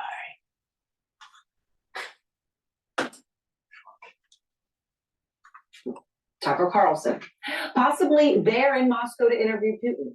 Definitely there as a Putin supporting celebrity. Just listen to how Russian state media is breathlessly celebrating his visit. Independent journalist Tucker Carlson has flown to Russia from the U.S. via Turkey to Vnukovo Airport. He saw Spartacus Ballet at the Bolshoi Theater, had lunch in a nice restaurant, went for a ride around town, rode the subway. He charged his smartphone via a USB port and connected to a fast and free Wi-Fi internet. You know how I sometimes joke that Kamala Harris's speeches sound like she's just pointing out things around the room? That's what that reads out like. He plugged in his USB cord. He rode the subway. Sorry, but in addition to this whole staff mix-up at CNN staffers behind the scenes have raised concerns internally about CNN's seeming pro-Israel bias. For The Guardian, CNN staff say network's pro-Israel slant amounts to journalistic malpractice. We covered that a little bit earlier this week. It is interesting to see that all does not seem well in the state of CNN. What do you make of the new lineup for the mornings? I don't know, seems fine. It seems like they just keep moving the same people to different time slots and then being surprised that it's not working. It's not, this is all the regular, normal CNN people. It's not actually some astonishing shakeup. It's just a signal that whatever they're doing is not bringing in the ratings that they want. They've been in a, perpetual rating slump since the exit of Trump from the national spotlight, since the kind of COVID bump that everybody in the media got went away.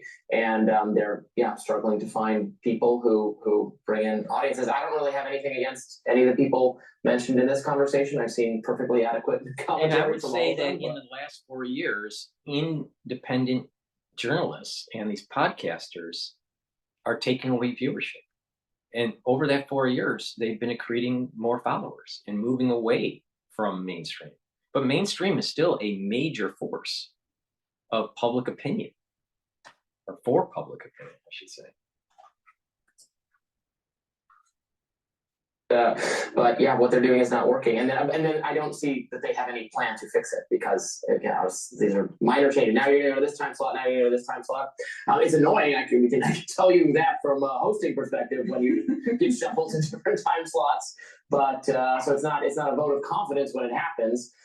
But I don't think they've really figured out their problems, and I don't think complaining that Tucker Carlson again.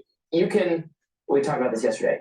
When they do the interview, if it's bad, if it's sycophantic, if it just valorizes Putin and doesn't ask him any serious, tough questions about his authoritarian hold over Russia or his unjustified attack on Ukraine, then fine, criticize it. That's totally, but the idea that he would go there and do it, that criticism makes no sense, because CNN itself has done interviews with even more controversial figures than Vladimir Putin, more vile and evil people, and that's a part of journalism. It's never considered to be a bad thing in the past. Again, if you don't like it, you can criticize it. We'll talk about it. We'll criticize it. I'm not criticizing every interview Tucker's ever done, but they're really railing against the fact, almost from a jealous. It does come across a little desperate and jealous that they can't get these kind of interviews. And hypocritical, as you just alluded to, and Glenn Greenwald pointed out a few hours ago online. In 1997, CNN interviewed Osama bin Laden about why he declared jihad against the United States. That's what journalists have always done. And now Aaron Burnett insinuates Tucker Carlson is a traitor for interviewing Putin. Now, look, again, depending on how the interview goes, it could seem like a softball interview, which then does raise these questions about why and whether Tucker Carlson is trying to kind of advance Putin's agenda, or whatever you want to call it. But until then, this does seem really premature, and it does seem to raise what's been an ongoing criticism we've had of CNN and legacy media, which is that they seem to think that the magic bullet to cure their ratings woes has to do with, we'll move this person to a new slot, we'll get this more kind of famous legacy person in this role. We'll talk more about Donald Trump in a critical way. Let's get more of these never Trump Republicans on the air. And it really feels like that's the exact opposite of what people want, because what they're presenting to the public is a fiction of political diversity. Yes. If everyone on the show is a never Trump Republican, if a never Trump Republican is the star, one of the stars of MSNBC in Joe Scarborough, or people who are formerly George Bush II's spokeswomen having these prime positions on the show. When you have the President of the United States looking to a never Trump Republican for political advice, as was reported earlier this week, that he loves to watch Morning Joe and Joe Scarborough. At the end of the day, I think that's a real representation of how there really is just one uniparty, and it is never Trump establishment folks trying to figure out how to wrest attention from a growing number of disaffected voters who are looking elsewhere for political content and elsewhere for political parties that actually meet their political interests. Because that it attaches, or it's related to their problem, their failure to draw an audience, because they keep returning to the same well for intellectual diversity, but it's actually people who don't disagree with the rest of the kind of liberal progressive hosts, especially on the issues they most commonly cover, which is the Trump administration and the policies going on. They're like star belly speeches. They're like, half of them have stars in their bellies, half of them don't. They're otherwise identical, and they're making so much hay. What do they say at the end of that book? You can't teach a speech. That's a good one. I think that's what's happening. I was gonna mention a minute ago, it was my views about interviewing or platforming controversial speakers were formed very early on when I was at the University of Michigan. It was at the same time that Columbia University's President Lee Bollinger brought the president of Iran, Mahmoud Ahmadinejad at the time, came to Columbia to speak. And it ended up being, Bollinger had previously been the president of the University of Michigan, so it ended up getting discussed on campus a lot. It was discussed in classrooms, discussed in the campus paper op-ed pages, which is where I worked. And a lot of Republicans were very mad and offended by it. John McCain, who was the presidential nominee at the time for the Republicans, I think, denounced it. But then when Ahmadinejad spoke on campus, and then he was interviewed by Lee Bollinger, and he ended up looking pretty ridiculous in several instances. The gay marriage debate was going on, so he was asked about gay marriage, so there's no gay people in Iran, and the whole audience laughed at him. And it seemed like it was like this was not a harmful thing that happened. This was probably a good and educational thing for everyone involved. And the idea that Republicans who at the times were, I was thinking even from like a more hawkish Republican standpoint, it isn't necessarily bad to do this because now you have liberal pro-gay marriage students seeing how kind of ridiculous and backward this foreign adversary is on this issue. It seemed worthwhile having these conversations. So I've always been for platforming the person, doing the interviews, letting them talk, letting them speak, as you should actually interrogate them. But it's not harmful to do that. Yeah, I'm looking forward to watching this interview at the end of the day. Let us know what questions you would ask if you were in Tucker Carlson's position in the comment. It's going to be a big show, that's for sure. And I'll cover it, and I give you my 2 cents because I'm a New Yorker and I, have opinions. But before we close out, I want to play I want to play a video from this individual. His name is Cash Jordan, and he talks about things that are going on in New York. And I think it's important to get a perspective on how the city is being destroyed by liberal policy. And he does, mini shows about immigration, about taxation, about,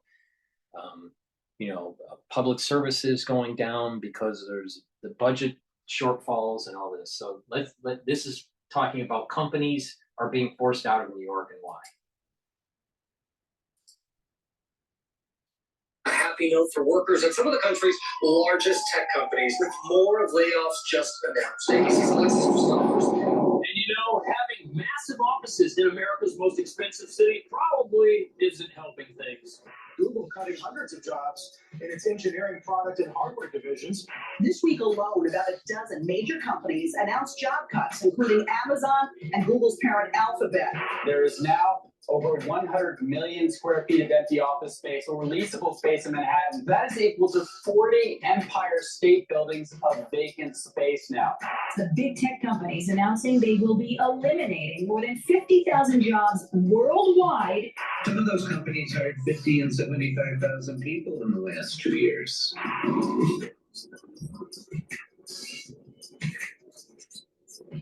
So companies are laying people off all over the country, not just in New York. And some of these companies have expensive offices here in New York that they're either closing or leaving altogether. And companies like Google that are saying they're not making any big moves right now, that's for sure. But they're not expanding. And the fact that companies like this are letting people go and some of them are downsizing, that's bad news, not just for the country, but especially for New York. Even though New York City might actually be part of the problem. Facebook is leasing over 1 million square feet of space in Midtown. That's the old post office, and they're in there right now. But it's costing them a lot of money. And in order to understand what these layoffs mean for New York City, it's first important to understand that New York is probably the worst place you can have an office, because this is the most expensive office space in the whole country. And in a world of remote work, it doesn't make sense to have a massive office where people can work from their company-issued laptop, which is why right now the city has almost 100 million square feet of empty office space. And Not just that. It's not just the office space issue that's going on in New York. And, the vacancy rates are really, really problematic. It's just that the city's crime is terrible. And, what New York used to be is radically changing. It's starting, and you know, I think it's a big part of it is socialistic policies have destroyed the city. And there is a changing, there's a, you know, changing dynamic in labor because of technology now.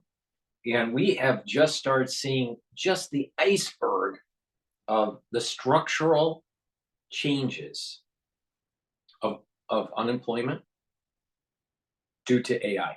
We're just starting, but it's going to get a lot worse, especially when AI is integrated in a robot. Big problem, big problem. And so what's going to happen is these commercial spaces are going to be eventually converted to residential. But if the citizens don't have a job, how do they pay for their condo or their apartment? You can't decouple labor and capital. Can't. It doesn't work. It destroys the economy, destroys the middle class in the long term. All right? If you decouple capital and labor, and artificial intelligence does that.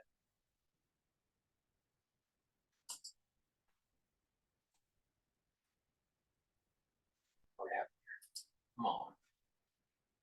This would lower their prices. But for some reason, that's not what's happening. And even as office vacancies pile up and companies downsize to move out, the city seems perfectly content with just allowing this to happen. But why?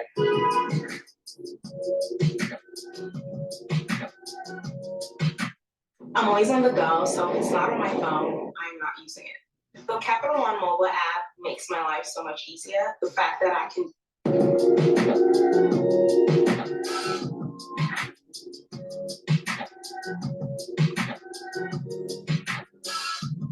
Here's a great example of how expensive office space is. Look, you got this gorgeous, brand new office over here, hundreds of thousands of dollars worth of work going on inside. But look, right next to it, there's a little section of commercial space that has been boxed off and walled off. This little box right here could have been part of their store, but they didn't want it. Look, you can see the little fake wall back there. And literally on the other side of this divider is their space. But before we get into why New York City loves having empty office space that nobody can afford to rent, it's important to understand that tech companies going through a layoff procedure, that's not just because of a tough economy that's leading to empty storefronts, even in New York City's pricey exclusive Chelsea market. In fact, many experts say that the tech layoffs we're witnessing were going to happen no matter what. And that's because of every employee's favorite word, productivity. Economic experts say big tech is now reducing its workforce that became inflated, and now they have to cut back. So whether or not this was planned or going to happen, they overhired, right?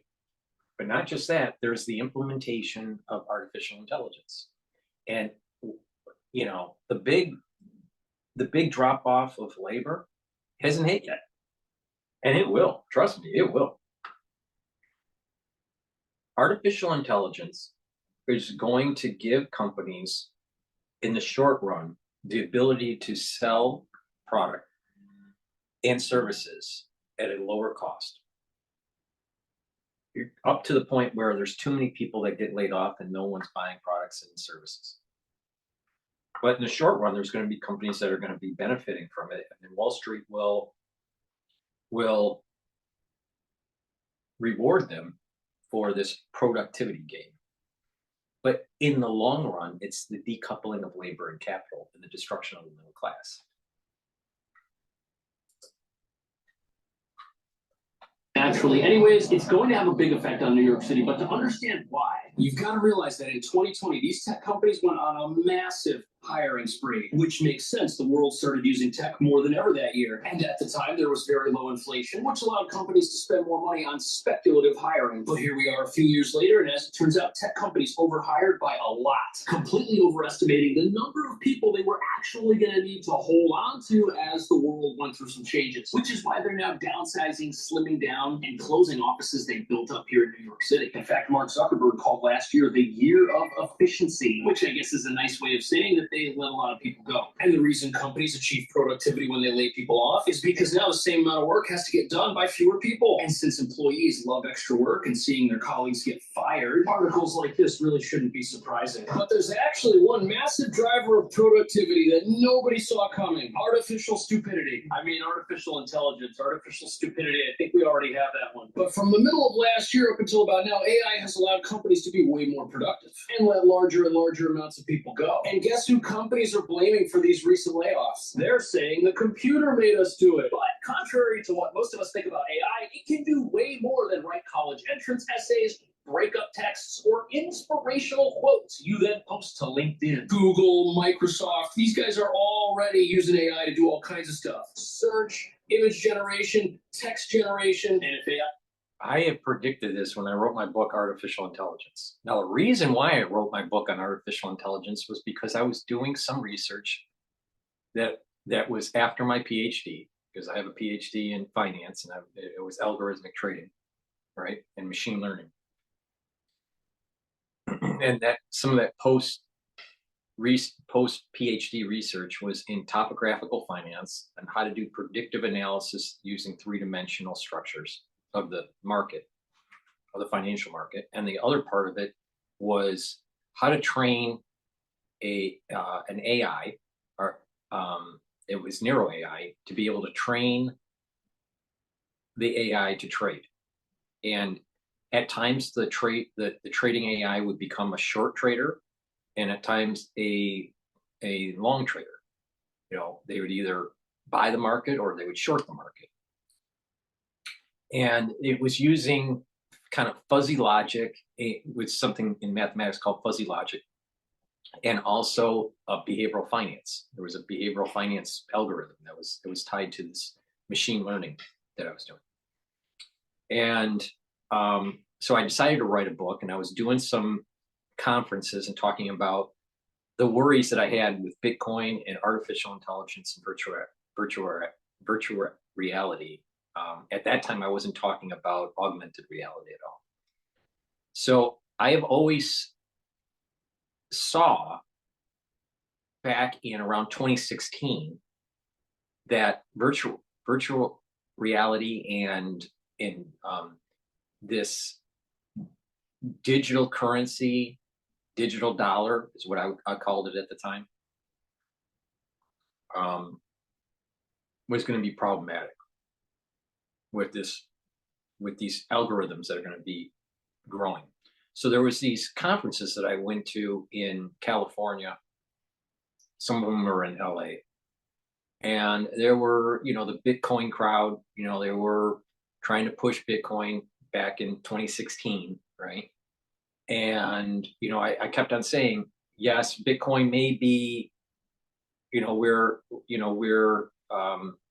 it's not tracked, but it has metadata. And all you got to do is create a digital currency that has metadata to track. And now you have a surveillance technology against the citizen. So it's better not to have the technology so you maintain your civil liberties. And everyone that was promoting Bitcoin at the time, you know, thought they would be able to get away from the Federal Reserve. You can't get away from the Federal Reserve. A war would happen before that. All right. So it ends up that it's now, Bitcoin is now a commodity, a virtual commodity being traded in the ETF market. All right. Now, and we've already heard about how the Federal Reserve is going to move towards a digital currency, right? A digital dollar that's metatagged, all right? That's surveilled, all right? So everything I was saying in 2016 came to fruition. Now, how does that dovetail into the artificial intelligence and the VR? Well, you have Apple that just released their VR AR unit, right? And there's already a plugin for ChatGPT for it. All right. So now you're going to be able to search very quickly, all right, using artificial intelligence. All right. So it's just a souped up search engine. Okay. But you can also generate art and text through the generative AI part of ChatGPT. All right. So now you're building content that the AI is making that a writer would do, or an artist would do, or a photographer would do. So you don't really need a photographer anymore, and you don't need an artist anymore. You don't even need a marketing department anymore, or at least a very, very stripped down marketing department. So if you had a larger company that is doing $100 million, and you, let's say, had a marketing department of 6 people, it's to the point where you may only need 1 person in the department. Now you start to see the problem, where the decoupling of labor and capital. Where are these other 5 people going to get their job? Because all the marketing departments are laying people off. So only 20% of the workforce remains. What happens to the other 80% of the workforce for the marketers? And so people would say, well, it's just marketing. So, you know, these other jobs like engineering or architectural design, you know what? You won't need as many architects through generative AI, because you create a generative AI plugin to, let's say, some sort of AutoCAD, and you're producing drawings and designs that are automated. Now, you're going to need an architect to kind of look over and maybe correct some things, but you won't need as many architects. Let me give you an example. In automotive pre-CAD CAM, pre-computer-aided design and manufacturing, you would need thousands of draftsmen to design a car. Once computer-aided design and computer-aided manufacturing came on board, you didn't need thousands of draftsmen. You only need hundreds. So there was an efficiency. You still had people employed, and some of those draftsmen moved up the value chain at the company. Some of them didn't and changed jobs. But not everyone became a CAD CAM guy. Some of the draftsmen retired, depending on their age, depending on their skill sets. But when you're talking about something that is the pace of AI is to the point where the AI is going to be trained to do almost any job, especially when the AI engine is put into a robot. So I wrote a book about this in 2016, roughly 2016. I'm not sure if I published it in 2016 or if I published it later, but it's on my website, the-studio-reykjavik.com, and you can purchase it also on Amazon. So it's Artificial Intelligence, the book that I wrote. It's an ebook, all right? And it talks about Kurzweil and this whole singularity. And he's a strong proponent of artificial intelligence and transhumanism. This Singularity Institute that he founded. And I discussed the different philosophical thoughts that some of these singularity types have, like Kurzweil and others. And then my thoughts on it. So you see this thesis, antithesis, and synthesis of the benefits and the drawbacks of artificial intelligence and transhumanism. And I come to the conclusion that humanism is going to be battling transhumanism. And that it's going, and both have an Achilles heel. The transhumanists, the ones that are adopting AI, are going to be able to think faster, move quicker. Their Achilles heel is energy. The humanists, they're more nimble. They're not as dependent on energy, but they're slower. All right? They're slower with their thinking. And if you're talking about exoskeleton type transhumanism, then humans are going to be, their kinematics will be slower compared to, let's say, bionic woman and man transhumanists. All right? So there's going to be a battle between the humanists and the transhumanists. And this idea of going into monkism, to be a humanist, where you're not a Luddite, you still have technology, you still use technology, but it's more measured. And you don't subscribe to the transhumanist movement, where you have devices on your body. You don't subscribe to, you know, the overuse of technology, and you move more back to making things, you know, not buying stuff, growing a garden, not buying as much from the grocery store. You know, some people would, you know, call this kind of like the off-grid movement. In a way it is, but in a way you can still be part of society and be a humanist. But eventually there's going to be this battle between humanists and transhumanists, and it's going to be dystopic. And probably some sort of electromagnetic pulse is going to be needed by the humanists to destroy the transhumanists. So you have to almost, to save humanity, you have to destroy the electrical grid. To save humanity, you have to go back to a pre-electrical age. Now, I'm sure that's years away, but this is what I was discussing back in 2016. And I'll tell you, it's not too far off. It's going to be very similar to kind of like this dystopic post-drone war Star Wars type stuff. It's not going to be like Star Trek, where everything's hunky-dory and it's utopic. Not at all. Not at all. Not at all. And if the transhumanists win, and there's a huge implementation of artificial intelligence, you will not need as many humans. And so there's going to need to be a depopulation agenda. So you either stand up and be a humanist and fight, or you succumb to the transhumanists and be part of the depopulation agenda. It's really simple.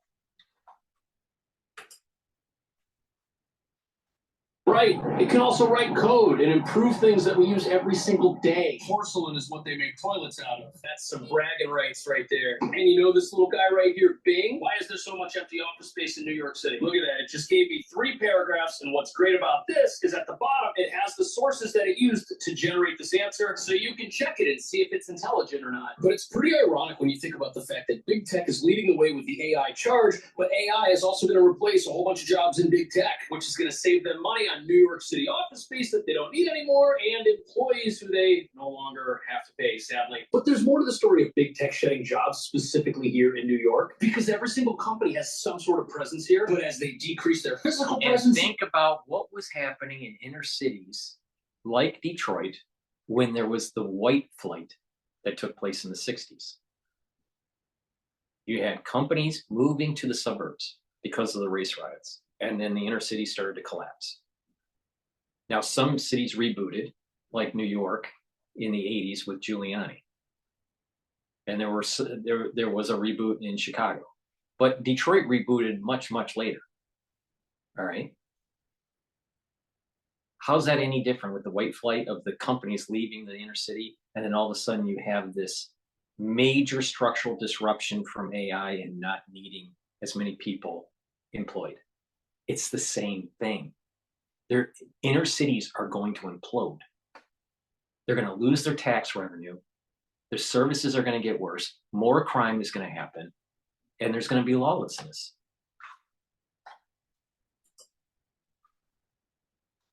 Experts say more and more folks will realize that the city itself is the reason this is happening. Hyundai Tucson versus Nissan Rogue. Look what Tucson has and what Rogue doesn't.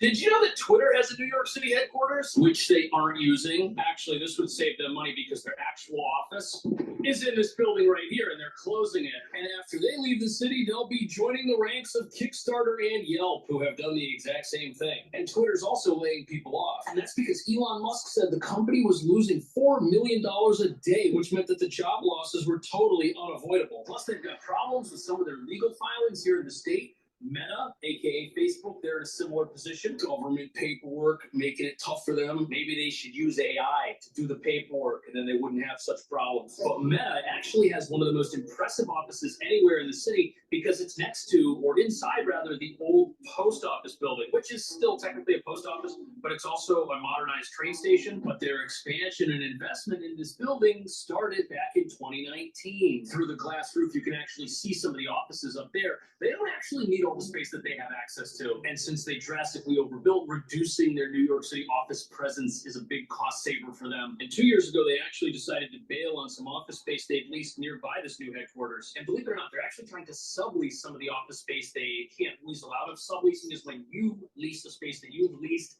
to somebody else, even though you're not the landlord. But Facebook's not the only company that overestimated how much they needed. Amazon's in a similar boat, and their recent decision to proceed with layoffs, that also has to do with shifting business priorities. And as far as Google, things aren't much different on their end either. Cutting costs, letting people go, new priorities. I want to do new things. It's not you, it's me. And Microsoft is on a similar mission. They're citing future revenue growth as a problem. And they're also trying to get out of 42,000 square feet of office space they no longer need. But part of the reason this is bad for the city is that because when tech companies decide to do layoffs, I think if you like put on the philosophical hat, and I think we need more people that do this, you know, be a thinker. There's a gluttony that has taken place in America where we have overdone it.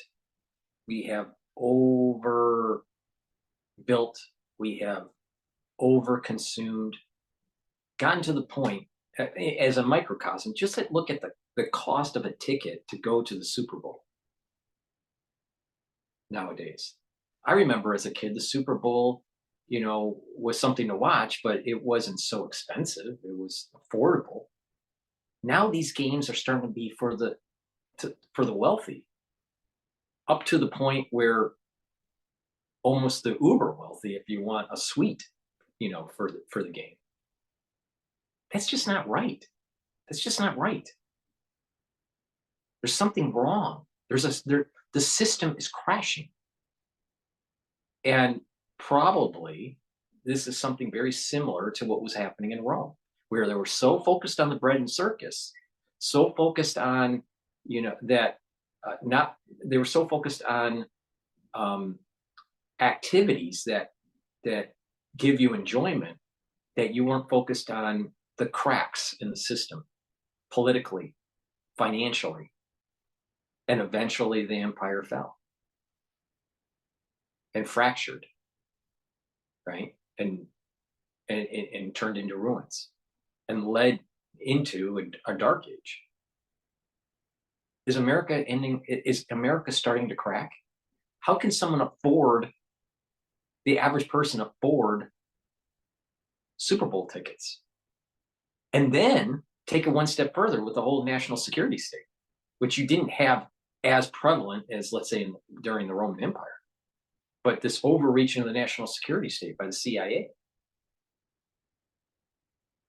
It almost seems as though these famous people, either in football or in music, seem to be promoting an agenda, a government agenda. You know, with Taylor Swift and her new boyfriend from the Chiefs as a football player. You know, promoting certain type of health. I don't want to say the word, but, you know, go and do certain things to your arm.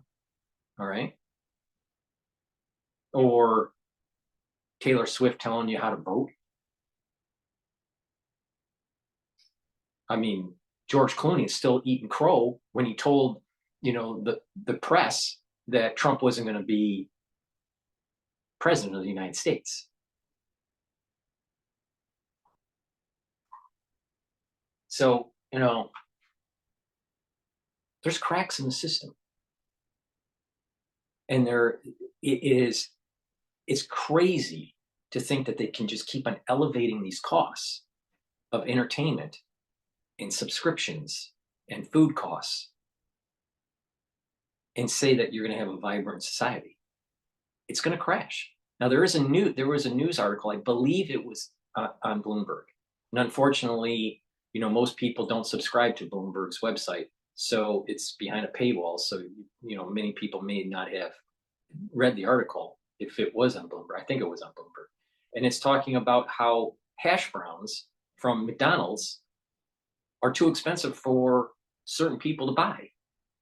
And so there's a decline in sales for McDonald's. You just can't keep raising the cost because the citizens' income isn't growing as fast especially the lower strata of society. But you have these CEOs that are collecting hundreds of millions of dollars in pay, being the CEO of, let's say, McDonald's or whatever. And they justify their existence by able to going to Wall Street and saying, well, we can keep on passing the increases of inflation to the consumer. And so our revenues have gone up. And so Wall Street looks at that and says, wow, your revenues went up in absolute dollars. We're going to increase the value of your company by $10 a share. And now the shareholders are much richer because all the traders start bidding up the price. Meanwhile, the poor can't buy their hash browns at $3 a pop. It's a big problem. The system's going to crash. They decide to change what they're doing. Companies that might have worked with them as maybe contractors or partners, they're then forced to go and do the exact same thing. So there's a big ripple effect when a big company makes a big move like this. Google doesn't make everything in-house. They need components, they need little parts here and there from different subcontractors. And some of these companies even outsource software projects that they don't feel like getting their hands dirty with. But in order to understand why companies leaving and downsizing and closing their offices could crush New York City financially and why the city doesn't really seem to care if that happens, we need to look at what companies' alternatives are if they don't want to rent a massive overpriced New York City. Now, Cash Jordan, his videos, are informative, but the thing is there's a bigger thing going on. It's not just New York. Just go to the grocery store in suburbia, pre-crisis and post-crisis of 2020. I'm willing to bet that you will see less items on the shelves. That means that you have less products in the society to be able to purchase. Let's just say this, let's just make it simple, and that there were no population growth or death, but there is population growth and there is death, right? But let's just make it simple, where the population hasn't changed, but there are less goods. That's inflationary. That's not deflationary. So not only are we increasing the number of dollars out there through these social programs, but we are reducing the number of goods in the society. So there is less goods, there are more dollars, so there's more dollars chasing less goods. That's inflationary. And when that is happening, it's going to cause a disruption. And it's going to start having a shock wave in regions like New York, in suburbia, in tech, in other services. Let's say, not even in tech. Just look at let's just say in the legal services. Do you need a paralegal anymore? The AI can do it. The number of lawyers that you need are less. That's probably a good thing. But what are these lawyers are going to do? Because they're used to just chasing ambulances. It's a big problem. Office, because it's also the reason why companies like Google and Amazon are hanging on, and companies like Meta and Microsoft are shipping out.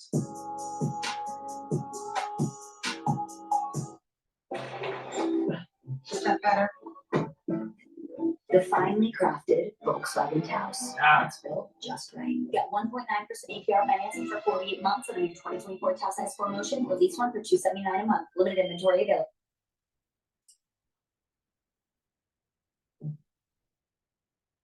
Too many commercials. That's another thing with societies, is there's just too many commercials.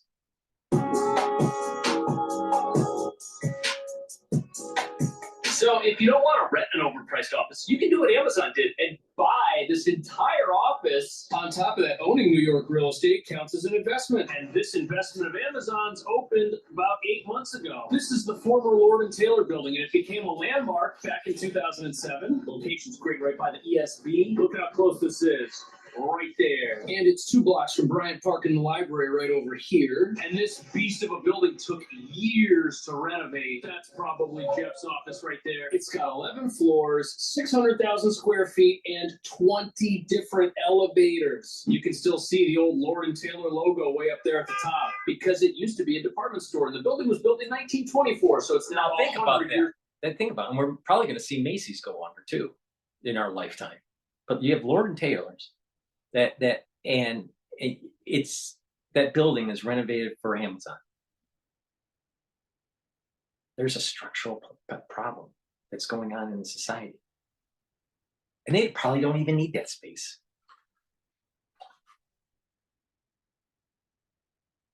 There's probably a lot of fat in Amazon that can be trimmed. But it's got some problems. And you see these lower level areas right here, these storefronts aren't being used. Think about it, this would be the window for some sort of commercial space. Door right here for people to get in. Here's another main style entrance right here on the corner. Look at that. All of those are closed except the main. And I'm pretty sure this is where people who work at Amazon can go in, which they don't do all that often. Also, there's a lot of vacant commercial space across the street, so we shouldn't be too hard on Amazon, because I'm sure whatever's in here is going to be nicer than the empty little building across the street as well. But did you know that Amazon paid $978 million for this back in 2020? And the 2,000 people who work here only show up 3 days a week. But on the plus side, they're saving money on rent. But on the negative, if New York's no longer a good fit, they can't leave. At least not as easily as a company that's leasing rather than owning. And that's what pretty much every other company that's cutting jobs is doing. Not only are they cutting jobs, but they're also cutting their office space. Amazon can't do that, which means they aren't contributing to what many people are calling New York City's commercial real estate catastrophe, which some people think could tank the city. Things were getting better for a little while, or at least they look like they might, but that sort of fizzled out after September. There is now over 100 million square feet of empty office space or leasable space in Manhattan. So New York City is littered with vacant office space. This is vacant space right here. And according to the New York Times, the number is 100. It's a sign of a declining society. And we are seeing signs of a declining health of our society too. So go to my store, the-studio-reykjavik.com, and follow my anti-aging protocol and boost up your immune system. Get my structural nanosilver liquids, either the max 35 or the max 14. Take a teaspoon of it a day. If you're not feeling well, take a tablespoon or 2 a day. You gargle with it, you swish it in your mouth, and you swallow it. I have a probiotic that's in a capsule form and in a powdered form. Please go to my store and start using a probiotic. You need to get the proper gut biome for proper metabolism and proper gut health. I have ashwagandha. Get it to control your blood glucose levels, but also is part of the anti-aging protocol to bring down inflammation. Get the turmeric that I have. It is an antioxidant, but it also will bring down inflammation. Part of the anti-aging protocol. Vitamin C. Very important for your immune system. It's also an antioxidant. And it will help with your skin. Drink 64 ounces of filtered water and take collagen, which I also have on my store. Clarity Factor, help to reduce brain fog. and get those dendritic connections active. So take Clarity Factor and you'll be able to focus at work, focus at school. And, you know, if you're taking it on a regular basis, it'll keep those neurons firing and you will have more mental acuity. Take C60. I have it in avocado or coconut oil. It's a very, very strong antioxidant. You need a strong antioxidant to be able to have healthier cells and healthier mitochondria. I have it in a 2 ounce, a 4 ounce, or an 8 ounce bottle. So please go to my store and get the C60 as part of the anti-aging protocol. By reducing free radicals, you're going to boost up your ATP. Vitamin D3. It helps with gene expression, but it also helps with absorbing calcium. You need vitamin D3 on a regular basis. I take 10,000 units of this a day. I take 5,000 in the morning and 5,000 in the evening. Resveratrol, very important.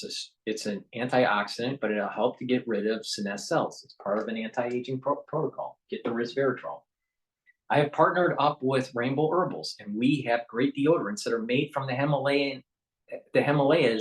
It's made from essential oils, right? All natural, very high quality. We have it in citrus and in peppermint, tea tree, and lavender. Get a couple bars of the deodorants for males and females. But what's the beauty of the ingredients from the Himalayas for these deodorant bars? You're using it every day as a deodorant, but it'll help to detoxify your body. It's a dual purpose. It has no aluminum in it. It's way better than anything you're going to be buying over at the store, let's say the drugstore or your supermarket.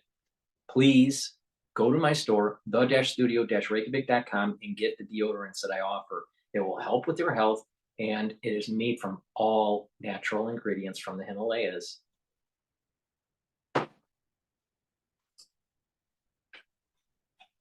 Million empty square feet. That's crazy. And New York City's office-related downfall started back in 2020, and by the end of 2023, 17% of all office space in the city was for lease. And here's why this could end up spelling absolute doom for New York City. All of these buildings are how New York City makes money, and the more these buildings are worth, the more money the city can get from the owners of these buildings by way of property taxes. But as office buildings go out of style and their value starts to drop, the city starts making less money. And that's because with all these empty spaces, nobody's using these buildings the way that they used to. And since nobody wants to use them, their value's a lot lower. Think about it. All this space is just sitting here empty. Nobody wants anything to do with it right now. Now, at some point that may change, but if it doesn't, experts are predicting the city could lose billions of dollars in tax revenue. And that's bad for 2 reasons. The first reason it's bad is because obviously the city now has less money to run itself. And the second reason that it's bad is because if the city tries to fix this problem, it's only going to create more problems for itself that it can't fix. If the city's taking in less in property taxes because office values generate less money for them, the city could cut its spending on things like fire, police, road maintenance, but then the quality of life here in New York is going to go down. People might move, and then there might be less people to go to these offices. And the other thing the city could do would be to raise taxes, but then people and businesses are going to leave as well. And that's basically like a massive catch-22 that the city's stuck between. The office market is in free fall, and there's really no way to correct that. At least not without angering the people that live here that you need to use those same offices. In fact, many residents say that they feel the streets are more dangerous. Trash and litter is definitely starting to pile up as the city continues cutting its budget, as it deals with a whole bunch of crises simultaneously. But the last thing the city wants is for the value of office space to drop. And believe it or not, landlords don't want that to happen either, because if that happens, who are they going to sell their building to? Also, it's been 4 years since 2020, and these big offices, they'll wait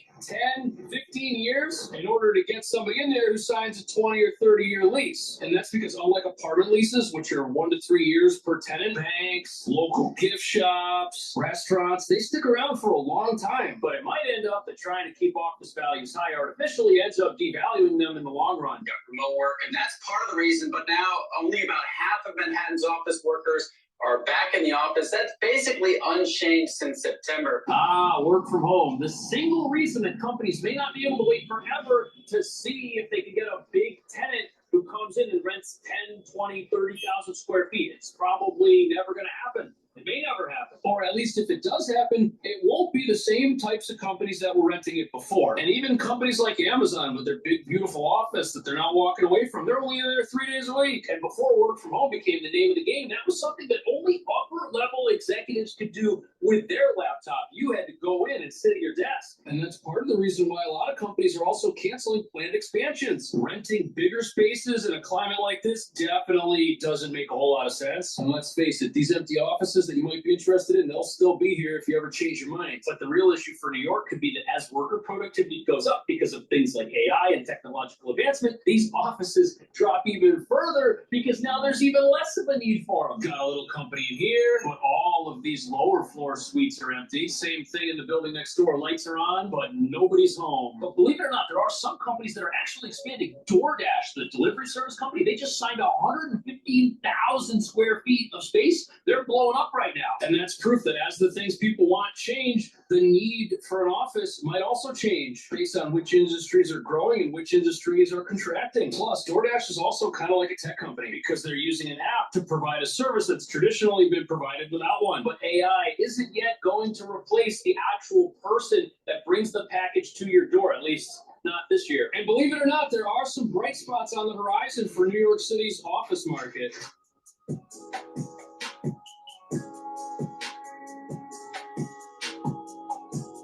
So believe it or not, although vanishing tech jobs and AI and all this stuff could be a potential risk, New York City is a big place, and it's not dominated by a single industry like, say, San Francisco, which is pretty much all tech. In New York, you got everything. You got law firms, you got investment banks, you got insurance, you've got big salad, which basically means that other industries are probably going to fill in the cracks that are left behind by companies that decide to decrease their office space, like Facebook, for example. Who those companies are, what exactly it is they do, we don't necessarily know the answer to that yet. But recently, insurance companies and law firms have signed massive leases here in the city. In fact, a law firm this past year signed a lease for 760,000 square feet. That's a lot of lawsuits. Great business if you're in America. And what this essentially means is that New York City's diverse economy from a wide range of industries, that's going to be the thing that bails it out of this office market glut. And now the big question is, will big tech and empty offices hurt the city? Has it already hurt the city? Is the city recovering? Let me know what you think. I will see you in It's the beginning of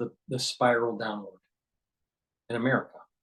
Now, you can take my advice and be a humanist, or you can move towards the transhumanist movement. You're going to have to make a decision. All right? It's up to you. Please go to my store, the-studio-reykjavik.com, and get the supplements that I offer to help improve your health and be a humanist and control your health. I have updated I have uploaded more lectures to my pulmonary module that people can purchase on my website, the-studio-reykjavik.com. I just uploaded ventilation and perfusion and the carbon dioxide lectures. So people that want to learn about the pulmonary system, please go to my store, purchase the pulmonology module for $50. You get 22 PDF files, and you will get a video lecture accompanying those PDF files. That way you can learn about medicine, and you can reduce that power imbalance between your doctor and the patient, and you become a citizen scientist. You learn about medicine, you learn about science. And so you can be more discerning when you're listening to someone on YouTube, or when you are reading something from mainstream media, or watching something on CNN, and you're going to have an ability to be more discerning when you read these research articles that are being published. So please go to my store, the-studio-reykjavik.com, and purchase the pulmonary module for $50. And I will be releasing other modules like infectious diseases and cardiology and many, many others. So please stay tuned for that. Now, if you haven't subscribed to all my channels, please do. I have 6 channels, 3 channels on YouTube, and Brighteon, Bitchute, and Rumble. So please subscribe to all 6 channels. That way I get around the censorship, you get notified, and also follow me on GETTR and on X. Thank you for listening. All the links are in the description of this video, and have a nice day.